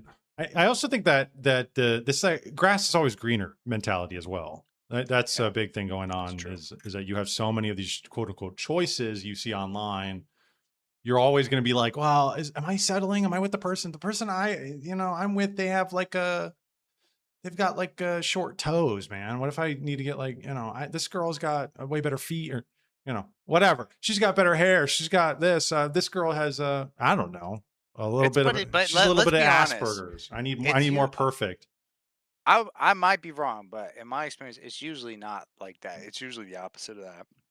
It's Like- that it's not like people are like, oh, there's this I'm with a blonde and I'd rather be with a brunette. It's like they're psycho, right? So I guess I'm gonna move on, and then they meet another psycho, and they're psycho in a different way, and over time, basically, you date 10 people, you like end up with like a master's degree in mental and emotional health and stuff, and addictions and all that stuff. So this idea that people are just constantly throwing away relationships for completely trivial things, I don't know. I haven't really seen that. I've seen that. I said this earlier with my friend. I mean, I've seen that. I'm just saying, But remember, sometimes guys like to talk that way because it signals that they have lots of options and they could throw away. He does not signal that he's got options ever. He has never once to me signaled that. He's signaling how he's so alone, and I'm like, geez, dude. Yeah, it's kind of grating and a pain in the ass to hear people talk like that, especially when they have a girl who's like pretty looks matched with them, and they throw it away because they think they can do better. And you're like, dude, you're a fucking idiot. Like know your place, okay? Can meet people? I haven't had good experience with it yet, so I don't know. I mean, I've definitely met people off of them, and I've been on a lot of dates, like on dating apps. It's just, I don't know, it's extremely hard to find exactly what you're looking for, because you're really basing everything off of looks on the dating app. So it's like, you don't actually know if they're what you want. And I think, me personally, I'm a super like picky person. So it's like, I'm gonna nitpick, which isn't, Yes, and like Trevor in chat said, attraction does count. Absolutely. I'm not discounting that attraction doesn't matter at all. I'm just saying that exactly what she's saying is that the hyper focus of it on the apps, that's basically all you're going off of, because every fucking idiot on there has the same stupid prompts over and over again. Oh, I like going on vacation. I like traveling. I like dogs. It's like the stupid, most basic shit. It's like, I would always say this is just, because I've been on the dating apps. I mean, I would just say, let's move past this, because this is the stupid, like, dumb stage. I want to, can we go and meet in person? Can we meet? And then you actually get an actual general understanding of the person, rather than the apps, which is all you're basing it on, is this one abstraction, one element of the person. There's things too, like, I don't know, like, because I hate the apps. I hate the apps because I hate texting too, because I flourish in the heat of the moment. I flourish in quick quips. I flourish in the interpersonal conversations I have with people. I don't flourish with when I think things out and actually post. It's cringe and stupid and doesn't, it's like, it's not my communication style. But when people hang out with me and they talk to me, I think a lot of people are like, dude, this guy's like pretty quick on his feet and pretty funny. But on the texting, I'm not. But that can be something that people find attractive, is, oh, you're really quick. You're animated. There's just other things than just my pure basic looks. So it's just hard. I think I'm more of a person that would meet someone in real life than online. What's going on, guys? We're just observing. Do you have any, like, could we ask for a quick insider here? Why aren't young people dating as much? What's the difficulty here? One of the things they said, what? What? I don't know what he just said he can't get his out. Don't associate There is him prescriptions for that online. I'm not sponsored yet, but hopefully someday. She just said there's a lack of communication between both sides of the gender wall there, you know what I'm saying? What's the deal? Well, look, it goes, you know, dudes just be on the game all day. They don't want to go out. Try to bridge the gap really quickly. Ooh, the game. Chuddy. Oh. Chuddy? Yeah. Like, Dudes be chuddy on the game all day? yeah, exactly. Can you guys speak to this? That is true. Dudes be chuddy on the game all day? Yeah, not chuddy, chudding. Chudding. Yeah. It's an active verb, right? Okay. And I love dogs. Most definitely. Most definitely. What kind of games is the most chudding type game? I mean, top 3 would be probably like any sports game. 2K. Especially MLB, the show. MLB the show? It's like I used to love that game. Can you guys speak to that? Oh, no, it's very I'm the true. ultimate Is a guy who plays too many games chuddy? There's give and take. I mean, if you game, that's fine, but if you game all day, like, that's not my thing. If you're chudding, like he said. It's just bum. It's bum behavior. It's bum behavior, Yeah. which is a synonym of chud. Synonym, bum and chud, same thing. Dating apps. Is there any success on dating apps? It's just bullshit. Like, Just bullshit. I mean, you send like one message is over. This guy's shaking his head like he disagrees with you, I think. No, I agree. Oh, you're agreeing. Okay. It's more of a form of validation rather than an actual. Would you agree that a guy who games too much is kind of chudding? Yes. Absolutely. Would you? I don't know what chudding means, but if you're gaming too much. I was gonna say, I love how everybody inherently understands what this word means. They're all just like, oh yeah, of course, Uber chud over there gaming all day, playing MLB the Show. Well, and here we have specimen number 2 with. Look at this Chad. Yeah, he's not super tall, but he, you know, definitely masculine features. I'd say. Specimen 2, he says. Stats check 2. All right, you guys have a good And one. if you have a What about this guy? girlfriend, stop Yeah, the gaming third wheeler back there. and have sex with your girlfriend, okay? Give your girlfriend love. Oh wait, they aren't even together. Wait, no. Okay. That's it. Ooh. How do I look? Camera was woman's probably definitely a his bit girl, right? tired. And I don't know why, but I was suddenly feeling a strong urge to have sex with my girlfriend. Call me easily convinced. However, this is apparently not the status quo. A study conducted by Match.com found that 29% of respondents from Generation Z believed sex is only for committed long-term relationships. When compared with past generations, Gen Z is by far the 29%? most sexually conservative generation, with 1 in 4 Wait, he said 29% should. So that means like 70% of people do not think that? Doesn't? Okay. So 1 in 4 Gen Z adults say they have never experienced partnered sex. Interesting. Gen Z adults saying they have never had a sexual experience of any kind. Weirdly enough though, 53% of dating app users are Gen Z. And among those Gen Z dating app users, 44% want a relationship and 40% just want to hook up. So what exactly is the deal here? What are people looking for? Are they looking for someone to date or someone to not really date because you don't want to label it or anything for reasons you won't explain that are likely either tied to the person not being hot enough or you being too anxious and dumb? Sorry. Got a little too real there for a second. I gotta calm down. I need to smoke whatever this guy's smoking. Like my friend here, you know, he's struggling, so I'm kind of trying to find some advice for him. that Fetty pack. Social media ruined it. Social media ruined it? Social media ruined it. Damn. How so? You know, when people get the idea or they see, Instagram is only highlights. You know what I mean? They don't get the whole story. So people can come off any way they want to. On Instagram, social media, that's not real life. Real life is just right now. Yeah. You feel me? I do. That's all. That's it? That's it. That's all you got. Hey, that's all you need. Yes, Thanks, sir. man. What a peaceful spirit. A man so comically high. He doesn't even really answer my question, but I'm happier with his non-answer than I would have been with the real one, I think.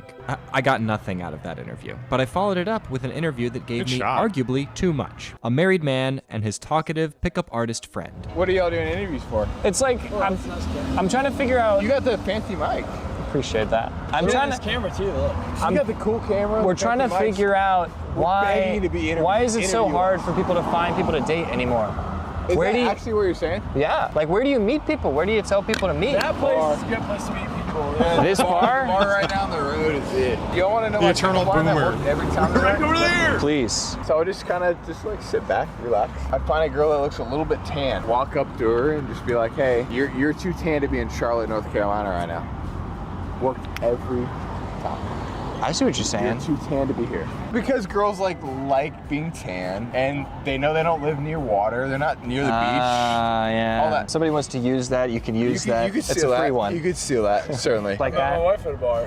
What? Really? Easy. You can speak to it. You have experience. I met her at a bar. We had a couple dates afterwards. Hit it off. That's it. That's where you gotta meet people. You know, that's kind of beautiful. The Beautiful. apps are not where it's at. There's literally a bar 1/4 mile away from me here right now. Go say hi. It could be that. Yes, Hey, we could I- get you a wife, Luke. Luke. Dang. Just walk down there, brother. Go walk down there and be like, and find a tan girl that's not talking to other guys. and be Tan like, line, "Hey, yeah. I promise you that will. John Leonard. Works every time. Credit John Leonard. Yeah, say that at the end too. You're like, John Leonard told me that one. That's a John Leonard original. It's not gonna miss. I promise you, it's not gonna miss. Find a I wanna tan test that girl that's method. not talking to guys. For those of you keeping score at home, this is the third time he has walked us through this single pickup line. Do you know anything about the coast of Carolina? I mean, I've been there like once or twice. You're gonna say, hey, you're too tan to be in Charlotte. They're gonna be like, I was at the beach. You're gonna have a follow-up. You have to know. You're gonna have to know something about the beach they were at. You're gonna have to know. You're gonna have something to go after that. I'm lucky enough to like have grown up around the coast of Carolina, so like I have that in the bag. Their girlfriends that are not tan are gonna be jealous. What he could do is keep it generic too, because it could be like any beach. You could be like, you were in Charleston recently. They got sand, right? You got to think about that. Salt water. Yeah. Go to the bar. Use that line. Y'all are gonna get so much content. We'll test that. We will test that. Y'all are gonna get a lot of What's content. the issue with the backpack? I guarantee you, no one wants to talk to you about the backpack. First, they're not gonna let you that's in true. the bar with that. Yeah, also that bar. They're probably not gonna let you in the bar with that either. I imagine. Yeah, and you're way too beautiful and blonde to be out here working. Oh, hey, he just did it. He did it. The method. We watched it happen right here. Did it work? Wait, is she too tan to be out here right now? I was about to say, I can't tell. I was starting to grow pretty uncomfortable in the presence of this deranged nymphomaniac slobbering all over my camera woman, so I just let them drift into the night as I pressed on. The end of the night last time, I felt the same way. I felt like this was a bust. Then I get into the clips and I'm like, it's doable. I mean, we've got 15 minutes of content easy. Is it the best content in the world? No. But you can't always get what you want. Yeah, Charlotte's not for the winners. Yeah, all the winners went anywhere else. That's why I'm here. All the losers are still here. And I mean, I would know. How's it going tonight?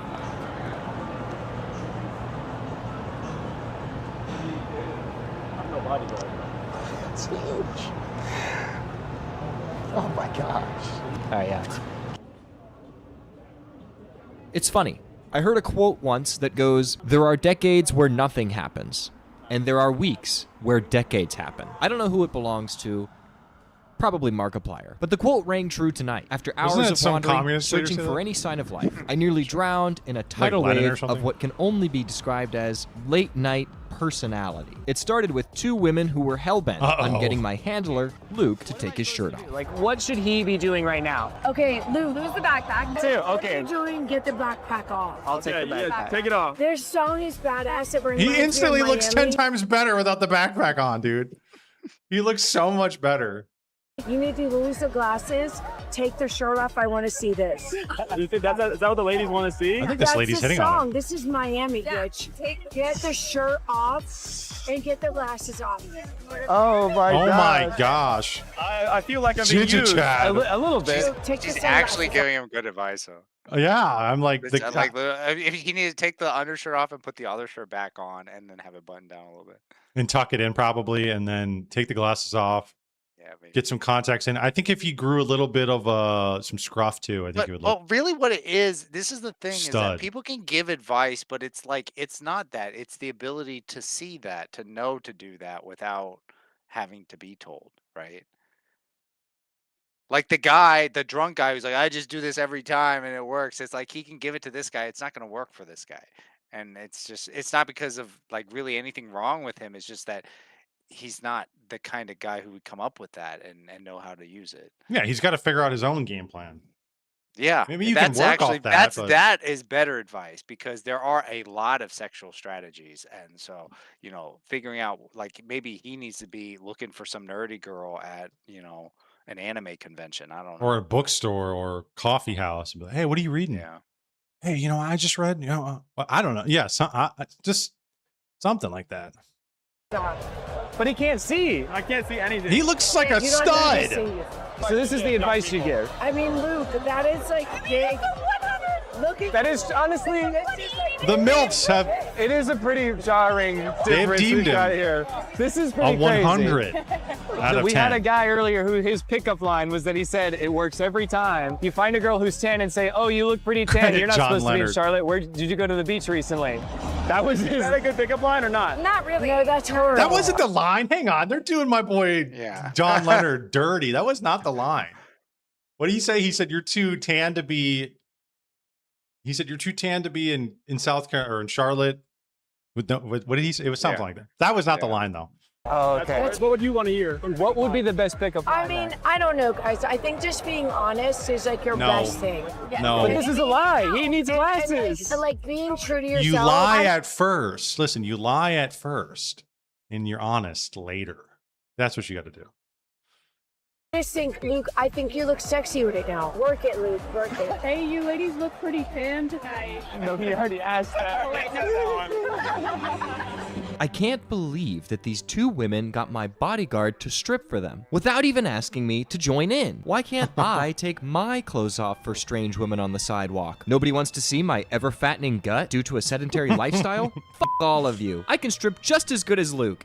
And fuck tortas? Feeling pretty good tonight. Welcome to Charlotte, Chud City. Anyways, I do have a crazy story about a single torta. That bar, whatever the it's called. There was a torta in there, and she asked me, she said, "Do you want me to throw ass on you?" And I turned around and I looked at her, I said, "Fuck no! Nixon 5! Anyways, then this torta, she said, "Hey, can I get past you to get to him?"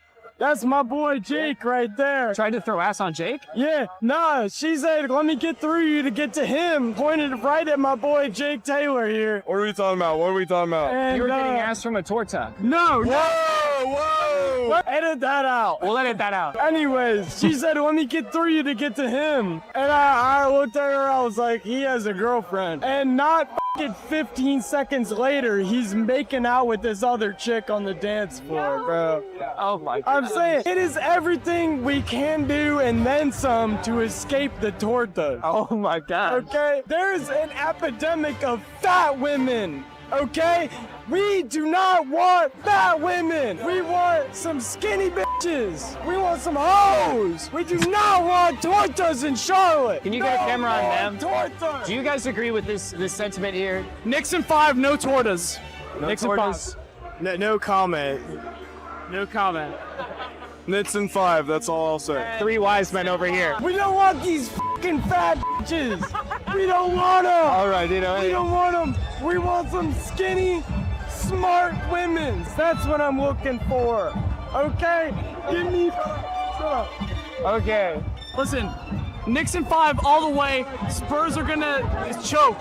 Spurs in San Antonio, done. It's it. Listen, big tortas in Charlotte. Get them out of here. Send them back to Galveston. Back to Galveston. We don't want them. And that's it. All right? That's it. No questions. Great idea. No more questions. Let's talk to these two instead. Where do you meet people? Why aren't people dating? I think people don't realize how closed off they look. Say they want to meet somebody at a bar, but they're not giving like open body language or something like that. I mean, it's as simple as having a good conversation, really. Yeah. And then shoot your shot. If you go out with too many friends, you're like not straying away from your friend group or something like that. Yeah. The appearance, like seeming kind of closed off. If a guy's wearing a backpack at a bar, oh, he's ready to go. Yeah, that's a little... that's a no. Yeah, no backpack. What's in the backpack? Yeah. Are you going back to school? Because he was rocking a backpack earlier, and we had a lot of people criticizing the backpack. There was a guy who gave us this advice earlier for a pickup line. Can you come over here and use it? You look way too tan to be here. Were you at the beach recently? Is that a pickup line? That's it. That was. I love it. I ate it up. I was like, Beach were you at recently? Myrtle. They got No, sand down there, not right? doing it justice. Oh, yeah. Dating apps. Yay, nay, good, bad. Do people actually They're meet? hit or miss. There's a lot of like, you could meet someone usually just for a hookup. Other people ghost a lot. So, I mean, plenty of people do it, but it's just about like intentions, I think. I think a lot of people go on there for like an ego boost and they're not really intending on anything. We all do that. Yeah. So, like, I'm not blaming anybody. Yeah. Wait, our Uber is here, so. Okay, well, I appreciate you guys a lot. Things fell apart from here on out. They go on there for an ego boost, she said. Yeah. Totally different world for men. Go on there for an ego crushing, more like I it. feel a little too good. I better go on. We get rejected a few times by AI bots. Hey, get this guy out of here. Yo, what's going on, guys? How are you? I'm doing great. Free Palestine! Free Palestine! Nixon 5, Free Palestine, on the streets of Charlotte, North Carolina tonight. Something to say about you. Oh, you've got more. You had a video titled "Interviewing People in America's Worst City" with the Charlotte skyline in the background. I tell you what, this is the best goddamn city on earth. Go f***ing Panthers! 704 gang for life. 828. Ain't no 980 No, shit. yeah. No 980 shit. 980. No, I feel 516 Long Island represent. Nixon 5. F*** Long Island. F*** the Knicks. Hornets all the way. I'm a Charlotte motherfucker. Speak to it. All right, hey, you have I a gotta good... go get more beers. Oh, hey, you need more beer. I need more beers, goddamn. Oh, he needs more beer. Nixon 5! Nixon 5! All right, we've seen this guy. Come I on. hate the Knicks. Hornets in. Go forward. That's enough of that, I Yes, think. cut Good him idea, out. Cheney. Let's wrap this one up. I got a variety of answers to my many questions tonight, but I feel the ultimate answer is this. Young people aren't dating. Let's see if he gives us a Hatfield. Hatfield answer to this. Maybe a Hatfield solution too. I don't think so. Variety of answers to my many questions tonight, but I feel the ultimate answer is this. Young people aren't dating as much simply because they don't want to. Whether it's fear, insecurity, lack of free time, or general disinterest, they just won't date. But for those few who still want to meet their once-in-a-lifetime love, there is a bar about 20 feet that way, and you can always put yourself out there. Eye up an attractive person, ask them if they've been to the beach recently. Oh, and never forget to take your shirt off. Good night, everyone. No smoking on our patio. Sorry about that. This guy's got step one down.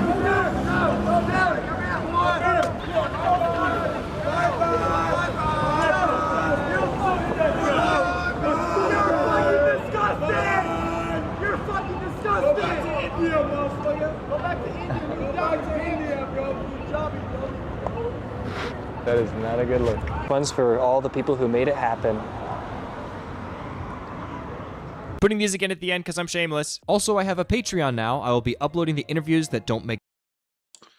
All right. A little man on the street action. So thoughts?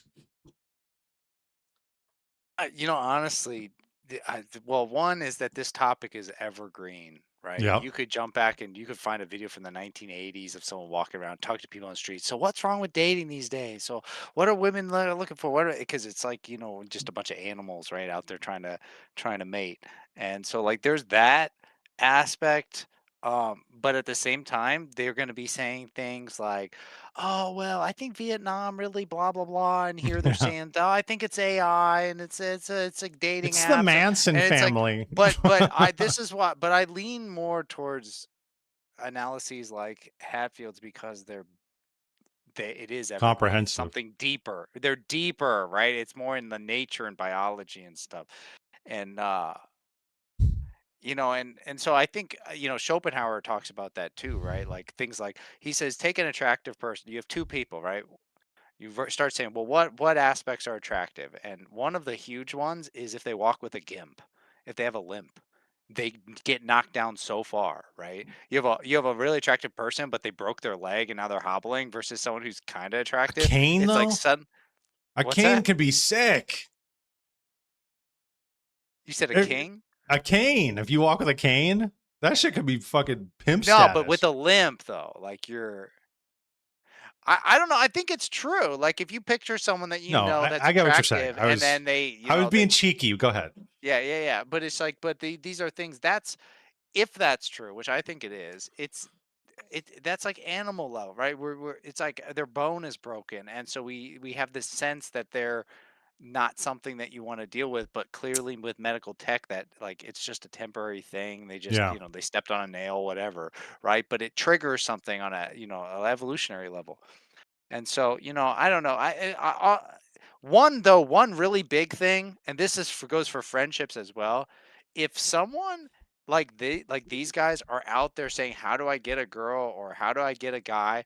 How do I get a good guy?" They're projecting they're saying run from me, right? Because I'm out here, I'm not able to do whatever it is that that the thing I'm looking for finds attractive. It screams like predator, Yeah. a user, and so like one of the People don't like more me for some effective reason. things is to do the opposite. Whatever it is, act like these guys would probably do better if like they and this is where like negging comes from and stuff. Like if these guys went on the street and just started like cussing at women, they probably would pick up more girls than doing this, right? Mm. uh if you like if you positively act like you aren't looking for that, that's when it attracts. So Interesting. but Yeah, no, ultimately, a lot of these guys would just be disillusioned anyway. This is like Andrew Tate, right?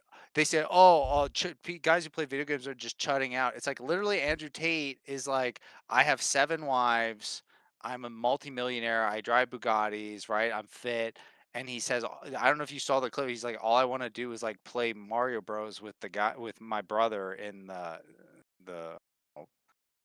the man shack or whatever." And it's like there's something to that where, and you see it a lot in guys who are married for a while, like they suddenly are not so interested in any of this, right? And they aren't so nice to their wife very often, and and they're not trying to you know keep the relationship yeah, strong. yes, to remain attractive to her, because it's like part of the problem is that a lot of people who haven't had relations, or like or men or women, right, they start to idealize it in their mind, and they think like whether it's Prince Charming or like this perfect manic pixie dream girl, whatever it is that they're like think that somehow this being exists that's going to fix their life or make it seem meaningful. It's like if you're not happy single, you're not going to be happy with a partner. Absolutely. It's you carry that with you, and a lot of people like, and someone like Andrew Tate, he probably fundamentally is a nerd, and he went through this whole like alpha male cycle, right, only to come at the other end and be like, actually, you know what I really like to do? All these 7 wives, Smash I Bros. want to Yeah. put them all in other houses, and then I just want to talk to my bros and play Smash Bros. And it's like, okay, so you just had to figure that out, I guess. Just took you a long time. Yeah, and I mean, that's like a fundamental problem with living and life and having and not having, right? There's like you're saying that there even when Seth Hatfield's fantasy is everything is completely what he wants with women, he's still going to have a lacking, is what you're saying. Yeah, like literally, you think if Seth Hatfield what is Manifesto June 22nd, for June 21st, a perfect Aryan Giga Chad girl, Giga Stacy, whatever you call it, right? She came in and he's like, is exactly what I want, and she's madly in love with him. You think in 2 weeks, in 2 months, in 2 years, he's not going to be the old Seth, like dystopian minded person? I doubt it. I think Yeah. it's deeper than There's a that. foregone conclusion, kind of. Yeah, I mean, I know, and that's kind of what I was saying with his manifesto, is that this is something that everybody has problems with. Everybody, whether it's money, whether it's women, whether it's Yeah. job position you want, whether it's Yep. friends, whether Fame, friends, yeah, all you're of it. always going to have a lacking that you want. I want, and then the pride kicks in, and it's like, I deserve. I deserve it, and I just think that as much as I think there are problems with dating, of course. I think that you could take that mindset, that resentment mindset, that I deserve it, you owe me, and you could put that on anything. And you could you could sit there and make a manifesto and write and have do the whole thing that he did. about anything. You could do that about anything and why you deserve whatever and you didn't get it. And that's why it's like it's Well, I don't know. and he needs to appeal to something. He needs to appeal to a greater good that we all should be participating in, and we're not. Like where it's like he didn't do that. He kind of just like relegated it to himself and what he thinks he deserves. And it's like I don't know. You could say, I mean, he does talk about doing this for future generations and stuff, but with whether good or bad, like what I think he really wanted to do is he wanted to write a brilliant manifesto, quote lots of scientific articles in ancient philosophy, and then go shoot up a porn headquarters. That's what he wanted to do, right? And so that's what he did. But it's like it wasn't like he was forced to do that or like something if only he had a girlfriend then he wouldn't have wanted to do that anymore. It's like no, I think that was kind of the guy he was.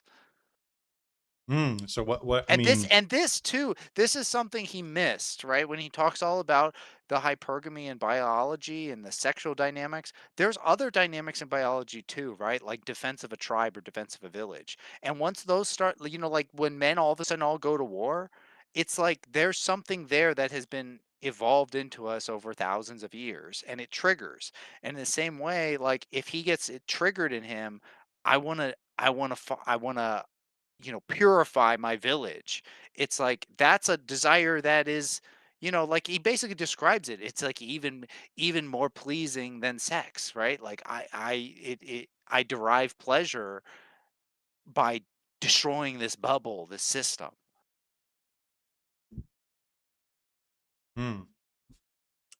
yeah, I mean, I don't know. I think and this is like I don't know. It's complicated because it's like there is this push and pull, right? The biological animal reptilian brain that you're kind of talking about, touching upon, versus kind of the spiritual realm or like self-fulfillment, the inner life, and this kind of balance between the two, the one that where religion, spirituality, these types of things would focus more on obviously the inner life and finding spiritual fulfillment versus the external fulfillment.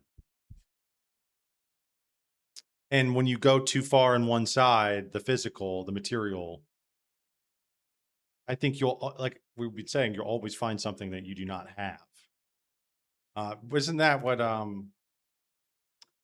in some sense, that is kind of spiritual because didn't we talk about who was the, Les Wexner, right? He said he was possessed by a dybbuk, right? He was possessed by a demon. His words. He said it was an insatiable greed or hunger that he just needed more. I wanted more and more and more.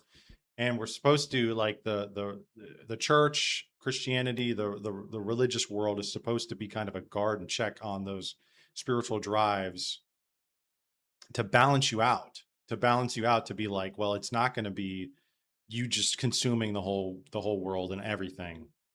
And I think that's right, is that we have kind of tipped into that world where a lot of the capitalist elite are living like that. They are living like they just are going to consume. They're possessed by a dybbuk. They just want more and more and more. And that's starting to be bore out among the general mass of people. But I don't think that his perspective of just wrote, and again, I don't know what his other manifestos say, but like the kind of materialistic view of things is going to do anything to help that. I think that's actually just what's actually put us in this mess. So I don't know. Yeah, and most passions, if you feed them, they get stronger, right? Yep. The whole like you have a wolf inside you. What happens if you feed it? Like it's like, yeah. The, so whether that's desire for money, like I see it a lot. I feel like, have you noticed a whole ton of content creators now are suddenly talking about how $1 million doesn't go as far as you think it does.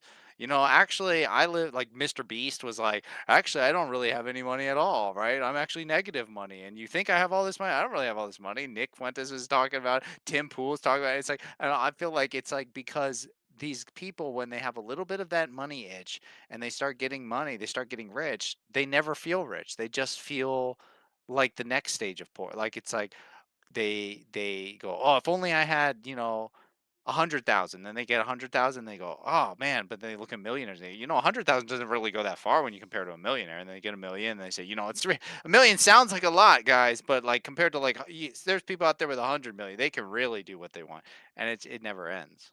Yeah, and that was what Father Stephen DeYoung was on Tucker Carlson a few weeks ago, and got some kind of shit on for it because they were talking about Nephilim. And people were like, "Who cares?" And I'm like, "But there was more in there than that."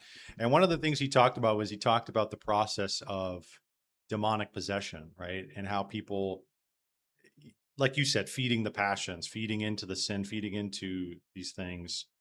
He was saying, he kind of laid out the course in which it takes, is that you kind of, and he gave a great kind of explanation of the nous too in the Orthodox theology. The nous is kind of this noetic kind of sensory faculty. It's not quite sensory. I don't know if people would use that language, but it's something that observes internally, spiritually. It observes things where similarly, like with your eye or your ears or your nose, it's like there's an external world that you didn't create a smell, you didn't create a sight, but that was seen by you, right? It was seen by your sensory organs, and it has nothing to do with you. In a similar sense, he was saying the nous kind of picks up on these things, these ideas, these you're kind of it's like you're under attack, but it's spiritually, and you make the choice. Then your rational faculties make the choice on whether to accept it and whether to give into it or not. And once you do that, he says, then you will rationalize it and plan and figure out how to achieve that thing. And once you do that, then it actually takes hold of you. And then if you do it enough, it becomes in control of you. It turns to, it's driving the ship. And that's where the demonic possession comes. And I think that like some of this stuff I think is kind of related to that, where I don't know if you can put like, I mean, is there kind of like a greed of like the amount of information we have, this like greed of like, it's like maybe it's Gnostic or something, but it's like more information on things, more knowledge, more information, I mean, I don't even know if I would call it knowledge. I mean, again, that's a whole other topic, but more information, more knowing about things. And you get to a point to where it's like, you've gone too far, where you kind of know too much about the world. And a lot of it, again, is clouded by other presuppositions you have. But then that thing kind of takes hold of you, and it just becomes your only focus. And are almost like demonically possessed by that thing. The spirit of women, right? The spirit of having a girlfriend, the spirit of money, the spirit of, and I think that that's kind of what happens to some of these people, is that it just becomes their entire worldview, the precipice of what they want and what's really driving them. Do you remember Roosh V? Yes. So he's one of like the grandfathers of Red Pill or whatever, OG. right? And he wrote a book called Bang, which is like all about like how I to think I have sex listened with to that women, podcast. basically. Yeah. Yeah. Or the audiobook. Or maybe, but basically he says all sorts of like little pickup artistry tricks and stuff, but like he says that you have to fundamentally like almost drop it into your subconscious that everything you do, keep in mind you're trying to get her into bed, right? Yep. Everything from the very beginning of your interaction to every move you make with your hands, everything, like just you can't forget it, right? And because and it's like it has to like constantly be active, and that's how. And then once you get it to like almost like it's plumbed into your subconscious, then you can just navigate, and it will just end. That's where you'll end. And I think that too about when people talk about manifesting, how they say you have to visualize it, right? Visualize what you want and kind of like get it deep and say, that's what I'm going for. That's what I'm going for. And I've there said that is, too, is that having that, it's a similar, just real quick, that similar idea is having that image of yourself, the ideal that you want to achieve. It is manifesting in a way. And when you do that, every little step you make will be either closer to that thing or further away. And if you want that thing and you have a vision of how you want to be, you will continuously, subconsciously, even at some point, it will be incremental steps to that thing, and you will run face first into it at some point. Yeah. And in some ways it feels like that's probably something akin to demonic possession, where you're kind of putting a goal, and saying, I'm gonna give you the keys, right? I'm gonna almost hypnotically put a hypnotic suggestion in my subconscious that this is what I'm doing, and I'm gonna let you be in charge, and you get me there, you know. And I think I've seen that. I think I know what that like when these people say that. Oh, okay, I know what they're talking about, right? Yeah, And I think often it works, right? You do like you make a deal with the devil, you get what you want, right? You get what you asked for. Uh, and that's one of the things too is that I was having a conversation with somebody about Christianity and like worldview beliefs, and I was saying, one easy way for you to discern whether or not you want to hold to a worldview or hold to a position or like a frame of mind or a lens is understand what the pinnacle of adopting that worldview looks like. What is it the person who has achieved the best at that worldview? What do they look like? And do you like that person and how they turned out?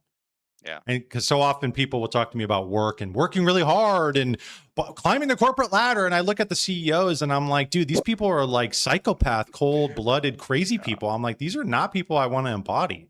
I do not care about. I do that all the time. Yeah, To people throwing at myself. work, I'll be like, look at this. Look, our supervisor. Do you want his life? Look at him. Like, I would shoot myself. I don't want that job ever. Like, what am I doing? I'm not trying to move up. I don't want to be that. I'd rather be exactly where I am forever. Exactly. But even when they have the, the accoutrements of virtue or something like, or something you think, okay, I think I want to have a lot of money or something, right? Even when they look good or they are dressing really nicely or whatever, it's like, you still have to be cognizant of, you have to understand and analyze it really closely because it can seem to be something that you want, but if you don't actually know yourself, and this is a struggle. I'm not saying, oh, I got to figure it out. I'm not saying that, but I'm just saying, look at what they are, look really closely at them, look at what they say and how they act, and see if that's really something you want. And when you look at something like Christianity, it's like, well, who's the pinnacle of Christianity? Well, Jesus Christ. And I think if you're a genuine person and you're not, your mind is not clouded and you're not, resentful or something, like most people would look at Jesus Christ and his teachings and say, yeah, those are pinnacle. Those are peak. Or the saints, the lives of the saints. It's like, yeah, those are pinnacle. Those are peak. Those are valuable ways of living. Those are value. There's something there, something deeper there that, really speaks, not just on an individual level, but like as part of the collective of mankind, that is very valuable. So yeah, I think that's important too, is that when you're picking these ideals, you got to see them. You got to see what the pinnacle worldview you're going to accept, and you're going to try and alter your life to be, doesn't mean you're going to be perfect in every scenario, but it's a spirit and it's what you're inching towards over your course of your life. And it's like, well, you better find out about that thing, about the pinnacle, because you might just get to that. If you adopt that, you might just get to that. And if you're there, you better not think, man, I wish I would have done something else, because at that point you might be 45, 50, 60 years old. Yeah. Guess what? You don't have time to change. Yeah, and I think also when you do that, when you pick that archetype, you should also look at it through the eyes of someone who thinks it's ridiculous and stupid. Who Oh, thinks that's it's good too. lame Yeah. and because everything, right? Even the saints, even like you could say the millionaire lifestyle, right? People, you don't think people look at Elon Musk and say you're gross, like you're retarded, stupid. I would never want to be, or Andrew Tate or Donald Trump or anybody like, or then you say or Gandhi, like, or that even like very holy people look and be like, yo, they like Epictetus, like philosophers. People looking at you, okay, you spent your whole life like reading books and like thinking, like you're so stupid. Like, Yeah, wasted your it's time. like literally every life there's someone out there who thinks it's like the stupidest waste of a life. And if you can withstand that and think, no, I still want that, you can see it and still think, yeah, but I don't think that way, then I think it's pretty solid. Yeah, that's good. But That's sometimes good, people live through a lot of their life going for something, and then someone comes up and says, hey, did you know Christians are just like cultists that are like, you ever think of it this way? Where they say, hey, do you ever think that like money doesn't matter to a CEO that spent their whole life building a fortune? And it's like, oh man, like, Yeah, no, that's a good point. You should, if you can withstand that, and you think I still think that that's valuable, and I still want that. Hey, maybe it's the move.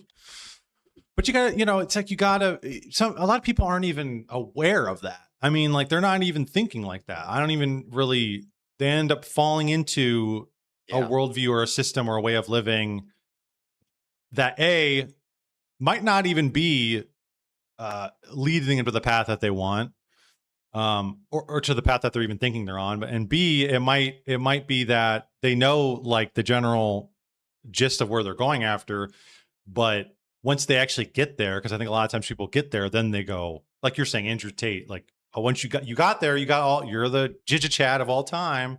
And you're there and you're sitting alone in your room thinking, man, I really wish I had my brothers. And it's like, well, maybe you should have been a family man. Like maybe that would have been more valuable to you, but you didn't think about it enough. I don't know. That's just some thoughts. Let me look at some chats.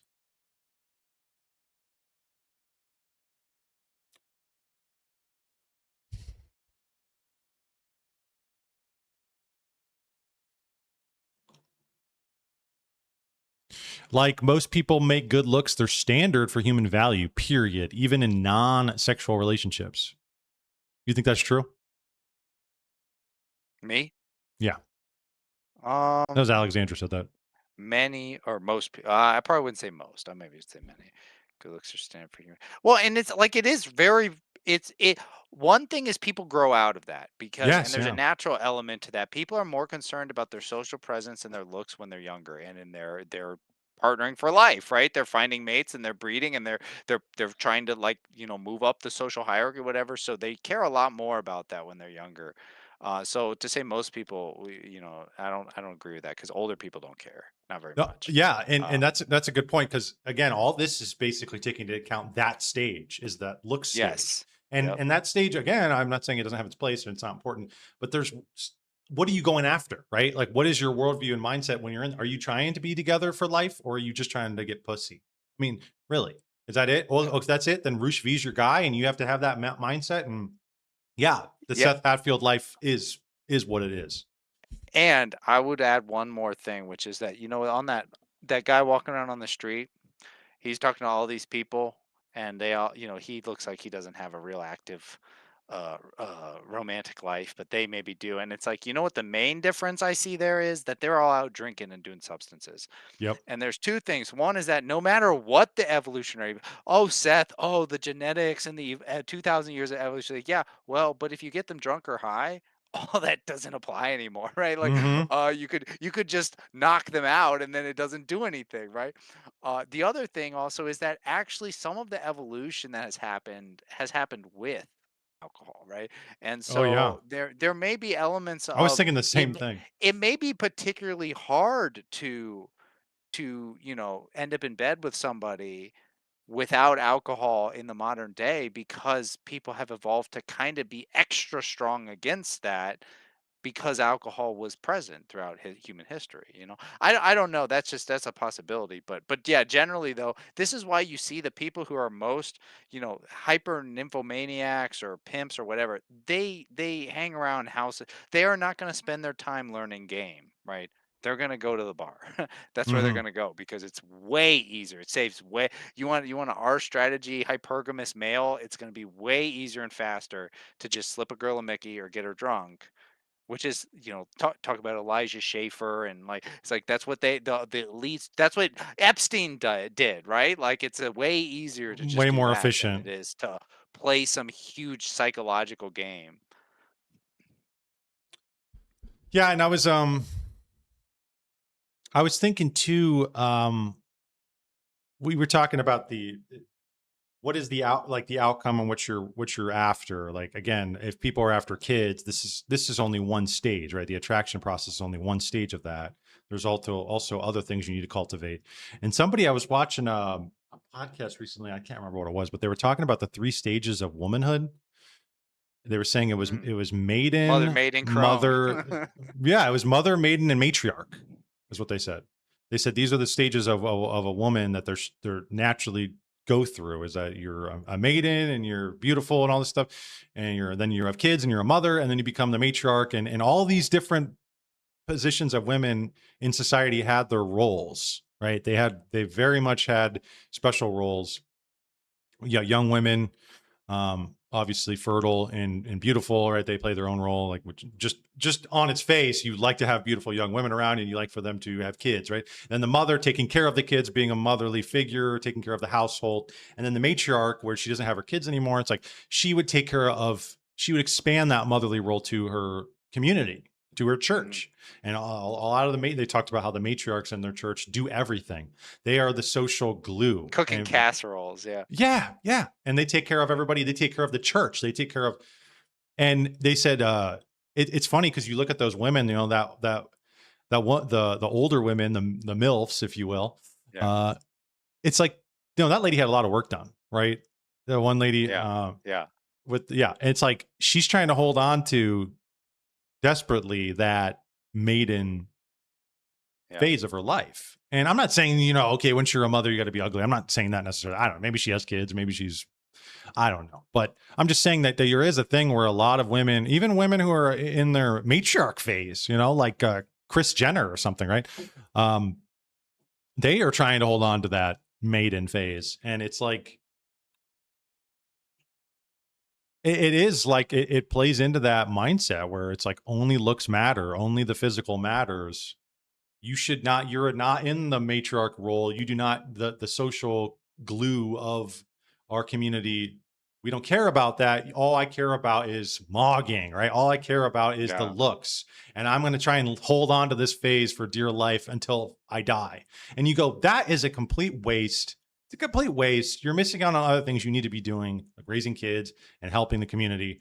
And that, again, lends to this type of environment, because also those women are still, if they're being promiscuous and engaging in, sex with younger men, which a lot of them do, it's like they're taking spots that maybe other women could have, or, whatever. They're messing up the whole structure, right? Because they are so looks oriented, and that's their mind. It's like they don't care about anything. And then they're missing out on their other roles that, again, like that might help facilitate another man to find a woman, right? If you were a matriarch, you might say, I got a granddaughter and she's your age, and I don't, you know what I mean? Like something might. There are two forces in evolution, right? R and K strategy, and like there's the focus on reproduction, right? Having lots of babies and little investment, and then there's the focus on caring for, an animal, for your offspring for a long time, and both can be successful.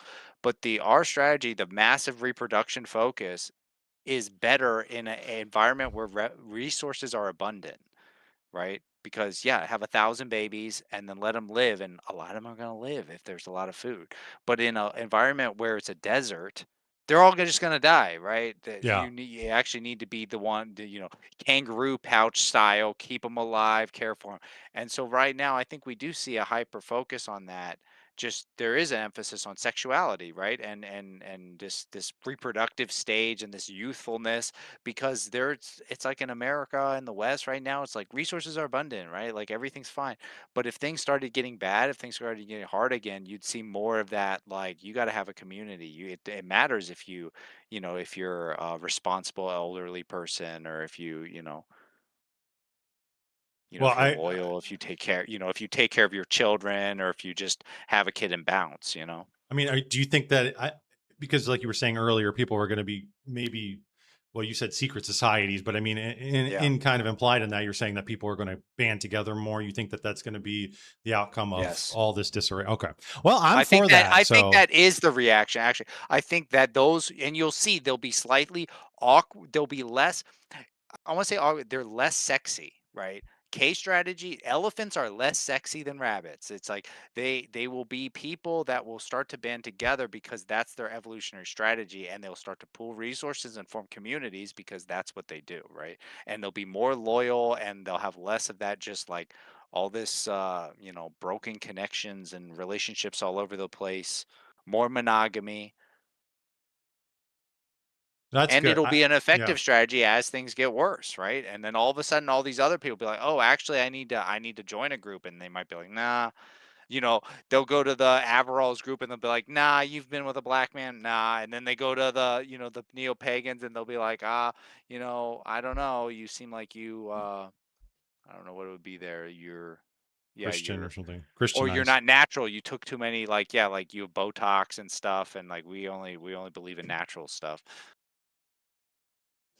Yeah. Well, or you're just psycho and you won't work hard and you don't get along with anybody. hmm.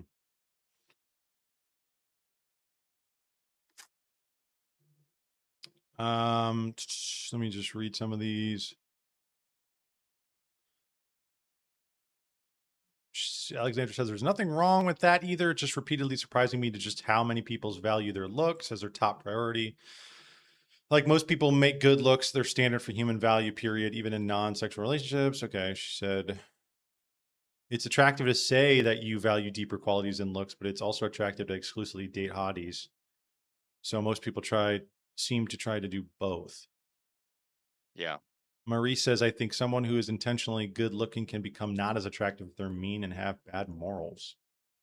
Hmm. Do you think that's true? But it's true, but not to everybody, and not to everybody. You know, if you go a really like a psychopathic jackass or something, like yeah, most people most days, if on a Monday morning they're not going to be attractive, right? But on a Friday night at the club, they're still going to be attractive to people, maybe more Yeah, so. and the thing is that if we're just talking about base attraction, you gotta get to know somebody to know their morals and their, if they're mean or Yeah, or yeah, it more, you takes know what I time. mean? Yeah. Like, yeah, that's a little bit. Sometimes you need to get to know people who know them too. That's true.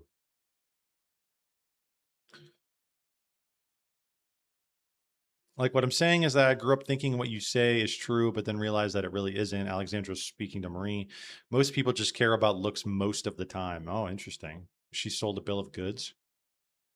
False bill of goods. Conversely, someone who is not as good looking can become more attracted by their personality and values and sense of humor. Again, that's what I believed growing up, and now what I observe in others' behavior in adulthood. I've seen girls turn down great guys just because they weren't hot. Because I realized this too in my early 20s is that, I mean, you can't shirk all of the attraction. I mean, this is like advertising, right? You have to get the foot in the door, right? And so once I realized that, I was like, all right, I'm going to start working out. I'm going to start like trimming my beard. I'm going to start like putting myself out there more and like trying to, so it's a bit of both. I think you need to, again, the balance of it is that you can't be all or of one or the other, but you're right. In the idea of getting your foot in the door, I mean, social psychologists, advertisers, I mean, that's what they do is they try and figure out how do I get people's foot in the door now? And then once they're in here, I can sell them a bunch of bullshit or sell them a good product or whatever. And that selling them bullshit does eventually come back to bite them in the ass. But you have to get their foot in the door and they have to actually experience the product first.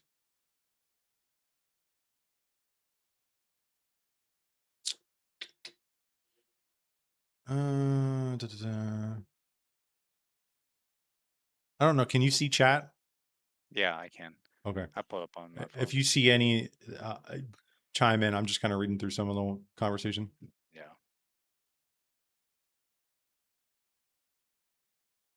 I'm really just observing the phenomena. People talk like the value deeper things than appearances when valuing themselves and other people, but most of them don't. Yeah. Actions over words. I agree. I think people inherently feel as though they inherently know that there's more than just the external. But when you see how they act, you're right. People flock to the beautiful ones. I don't think the girl I mentioned did anything immoral by not dating the nerd. I just think she did something stupid and shallow that seriously backfired. Yeah. Isn't that so sweet when it bites him in the ass and you go, ha ha ha. Poking at that bubble, deriving pleasure from penetrating the golden orb. It's a comeuppance, okay? They get what they fucking deserve. Everybody's got a little bit of that in them. Come on now. That's why we watch these revenge movies, right? These like, yeah, they killed his family, they raped his wife. Now he's back and he's taking revenge. Everybody's like, fuck yeah, dude. This shit's awesome. That's why we love Batman so much, because it's like justified revenge. John Wick. Yes. I've never seen John Wick. Is it worth? Honestly, I didn't know what it was, and then it's exactly that, but it's like, and then at the beginning they kill his whole family and his dog. And his dog. Yeah, I knew that. Yeah, it's like, it's over the top. But that's Yeah, I've been told to watch it all. We should watch all. We're gonna have to watch them all. We're gonna watch them all. We just finished watching Star Wars. I just told you the whole plot. That's it. Well, I know. I knew that they kill his dog, Yeah, and then yeah. it's just like gun spree. Like exactly. I'm Yeah. like, okay, I got to be Ready in the for right John Wick. mindset for that. Yeah. But I can definitely maybe have a couple drinks and I'll be like, dude, this is awesome. Yeah. Yeah, he was a scumbag. She lives in overworked poverty out of wedlock, abandoning her faith with a guy. Whoa, wait, what? Wait, she didn't end up being with him, so not a great guy. Yeah, he was a scumbag. She lives in overworked poverty out of wedlock, abandoning her faith with a guy who has kids he left behind in Mexico from a past relationship. Damn. This is what we call red flags. Yep. Last I heard, what'd she say? Last I heard anyways. Yeah. And I still remember that nice nerd she held in contempt years ago because he wasn't cool enough for her. Oh man. Gut wrenching. Yeah, but see, this is what Seth would say. He would say she's actually happier and she would do it again because she's happier having the kid of the guy who has multiple families and is kind of, a psycho than she would with the genes of that whatever the nerdy she would dork would was. rather suffer Yeah. at the That's- hands that's- of Chad than settle at Yeah.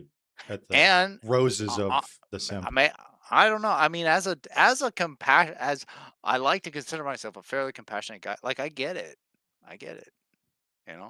Yeah, I don't know. If I were a woman, maybe I would too. I'd be like, you know what? I'd rather marry the Mexican psycho, or not even marry. I'd rather have a kid with the Mexican The psycho. big and then booty have Latina. Yeah, and then he leaves my life, and I have a kid, and it's an interesting story, or whatever. Than be with, who knows, some dork that every day I wake up and I think this guy needs to brush his teeth or whatever. Yeah, Like, yeah, but here's the thing is that no, I mean, I understand that there's a very real thing there, but like the framing in your mind is that you can always say that, right? Like I said, the access to the whole world is like I can always say that I didn't get Brecky Hill, right? I didn't get Kylie Jenner. And I can always look at my partner and think that, right? Am I wrong? Like well, I mean, this is a very interesting, tough question because I heard somebody say, if you sit and think if you're partnered with somebody and you have the mental meditation, you say, if I could have anyone in the whole world, if anyone was an option and they would go for me, right? Would I still be with this person? And if you say there's anyone in the world you would rather be with, then you should leave them. I heard that take. I don't agree with that because I think it's a little more complicated. Yeah. But because you start to say, how could anyone answer yes to that? And to me, the answer is the only way you could answer yes is because you have shared memories, you have experiences with this person. And then you Absolutely. could say, you know what? Because I think there's, I had teddy bears growing up, and if somebody said, if you had any teddy bear in the world, would you take it or this one? I'd be like, no, I'll keep in mine, right? Because it's Yeah, my I'm teddy keeping bear. Mr. Right? Tubbs. It's not because but if someone drilled me, it's like I don't think my teddy bear is better. But it's mine, right? And Better that's in what what makes it way, better. right? Like better Right, that's what relative. makes it better to me. And Is so it that's I bigger? feel like No. Is it newer? No. But like, what are we talking about here? Yeah, again, that's the immaterial thing that we're kind of like touching upon is like, there is something, shared memory. Like there is like a heart, a spirit to things that I think is completely overlooked by the very cold, analytical, calculated nature of the internet. That's just like, I don't know. There's something very repulsive about that I do not like. Because I think lots, man, and I've had people not even girlfriends, but like guy friends who it's like known them for 15 years.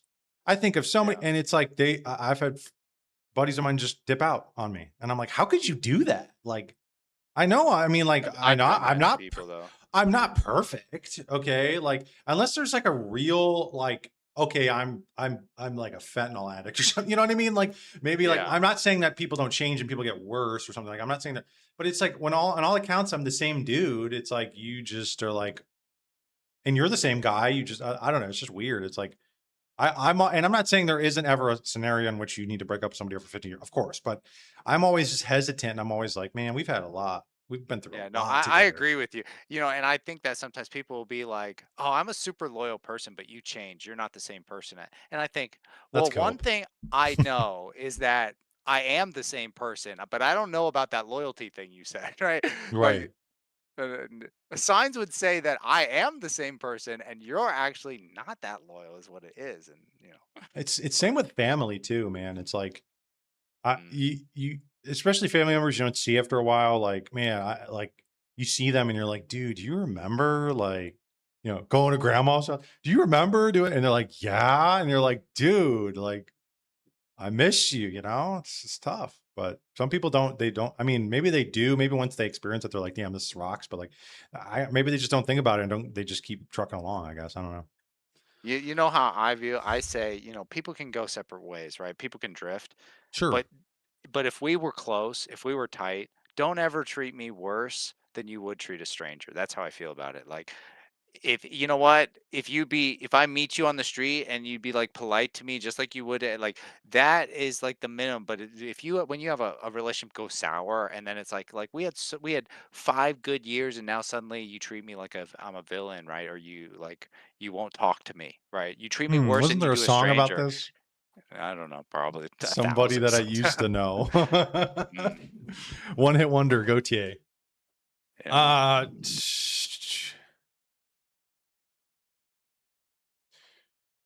Life can be a cruel teacher.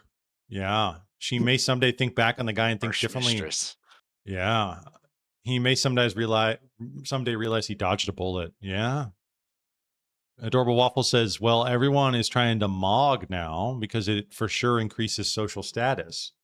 Yeah, but it's kind of like dirty. It's like a dirty way of social. Like, it's not because at the end of the day, people are going to ask you, like, maybe I'm just thinking it from the male perspective, but like from the male perspective, they're going to say, what did you do? What did you accomplish? What skills do you have? Like, what's the operating function here? Who's Like, gonna ask that? like as a, they're not going to ask that, but I'm saying they're going to implicitly think about that when, like, because Who? Like potential dates? I'm saying that like if you rely on mogging and in just the material looks itself, we are animated beings. We are not pieces of art. Like a piece of art can sit up on your desk and it just is good to look at. But like at the end of the day, it's like people are going to want more out of people, I think. And it Oh will, man. lest you have a scenario where it's like, yeah, this guy totally fucked my shit up, or this chick totally stole everything from me, but she was hot. You're like, I don't know, man. Yeah, but people only want more if they're looking at a longer term relationship with you. But if a lot of these, if people are hooking up just for one night or even just like dating for like a couple months or something, it's like, they'd rather have a roster of exes that all look hot than, if they basically as soon as they're just starting with you, that's like, yeah, I'm gonna be with somebody else in 2 months. It's like, yeah, might as well be hot.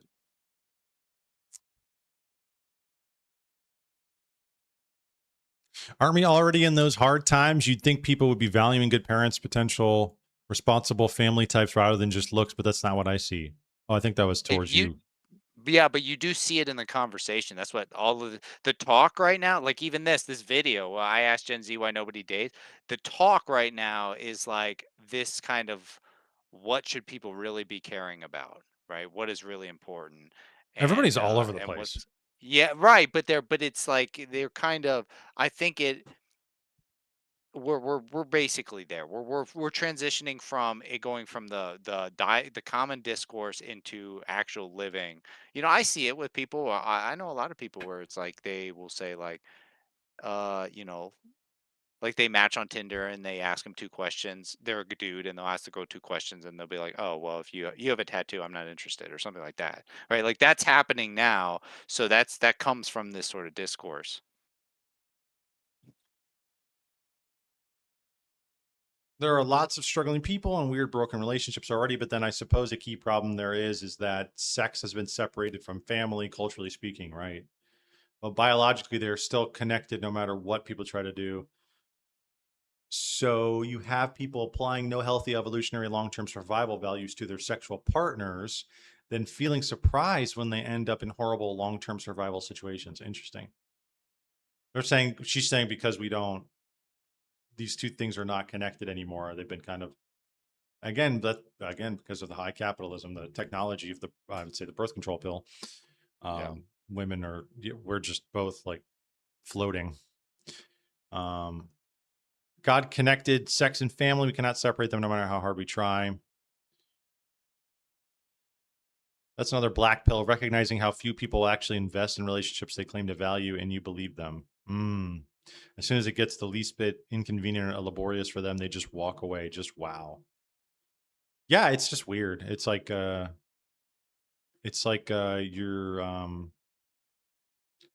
what's the space on what's in Monopoly where they say your banknote matured or whatever? What's your stocks matured? I don't know. Something matured. Your bonds matured. I don't know. And you receive a dividend. It's like putting money into a bond or something and getting nothing from it. You're like, wow, that was fucking crap. But doesn't that make you sound like the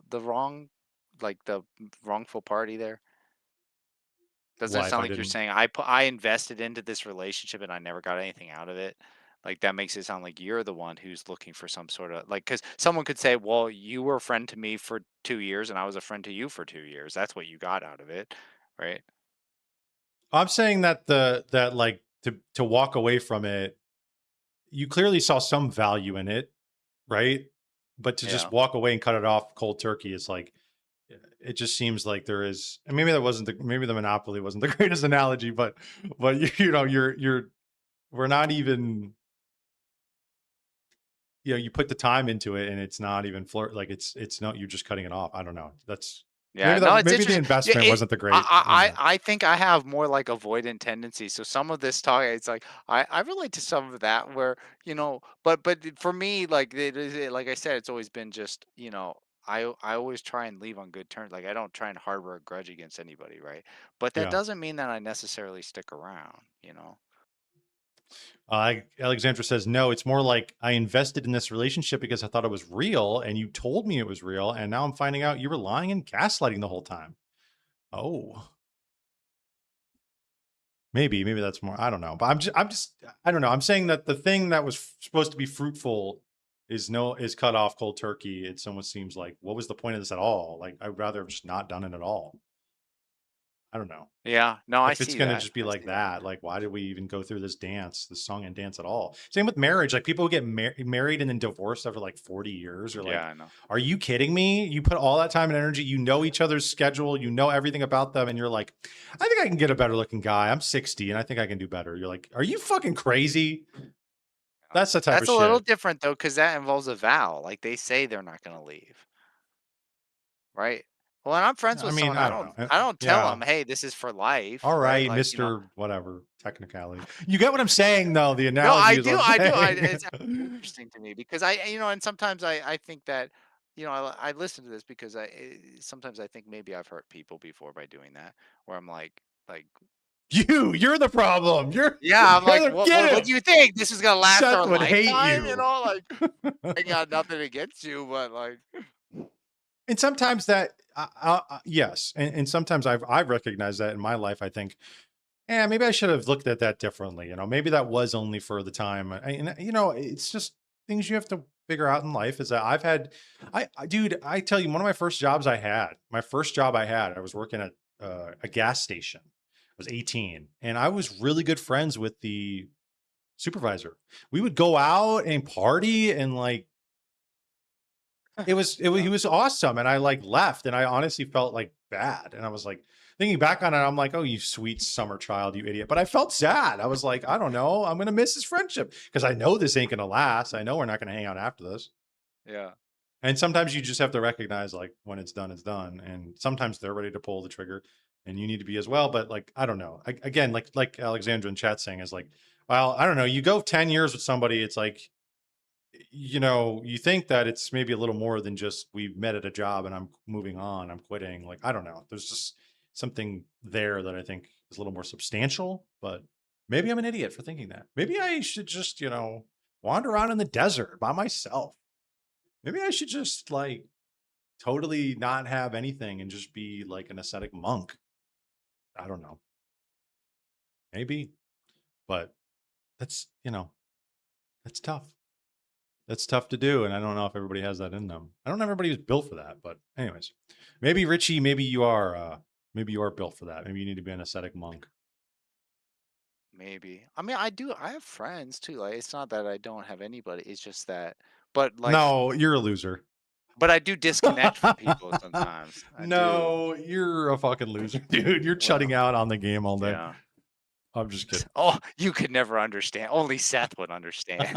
Seth, You Seth, and if your you can hear bubble of us. light. Seth, if you can hear us. All right. It's 10, almost 11. Wow, you got 4 hours out of us. You guys got 4 hours out of me and Dick on this 4th of July stream. I think we're going to just like put a bow on this one. I was going to go into some other stuff, but it's not going to, again, I want some cohesion, and I can just create one solid title for this as well. I can just make it be the Manifesto Seth Hatfield dating featuring the illustrious Dick Wilson. You flatter. I know. Anyways, okay, I think we're going to call it there. Richie, do you have any last words? Do you have anything else you want to say? We'll just cut it, right? And thank you for having me on. It was a pleasure as always. I enjoyed the talk. Yes, sir. It's always fun having Dick on. Yes, everybody have a good holiday. Make sure to like, comment, subscribe. Follow me on X, JakeMNYT. Subscribe to me on YouTube, JakeMNYT. Next hump we're going to is 400. Let's do it. We can do it. We don't ask for anything else. Just one little press of the button. Keep up to date with me on X and in my post section here on YouTube. Clips will be up during the week. Everybody have a wonderful and safe 4th of July, 250th anniversary. Let's go. Let's go. Let's see if we can make it another 300 years. Who knows? It's going to be an interesting one. Clips will be up during the week. I will see you all next weekend. Everybody have a great rest of your week.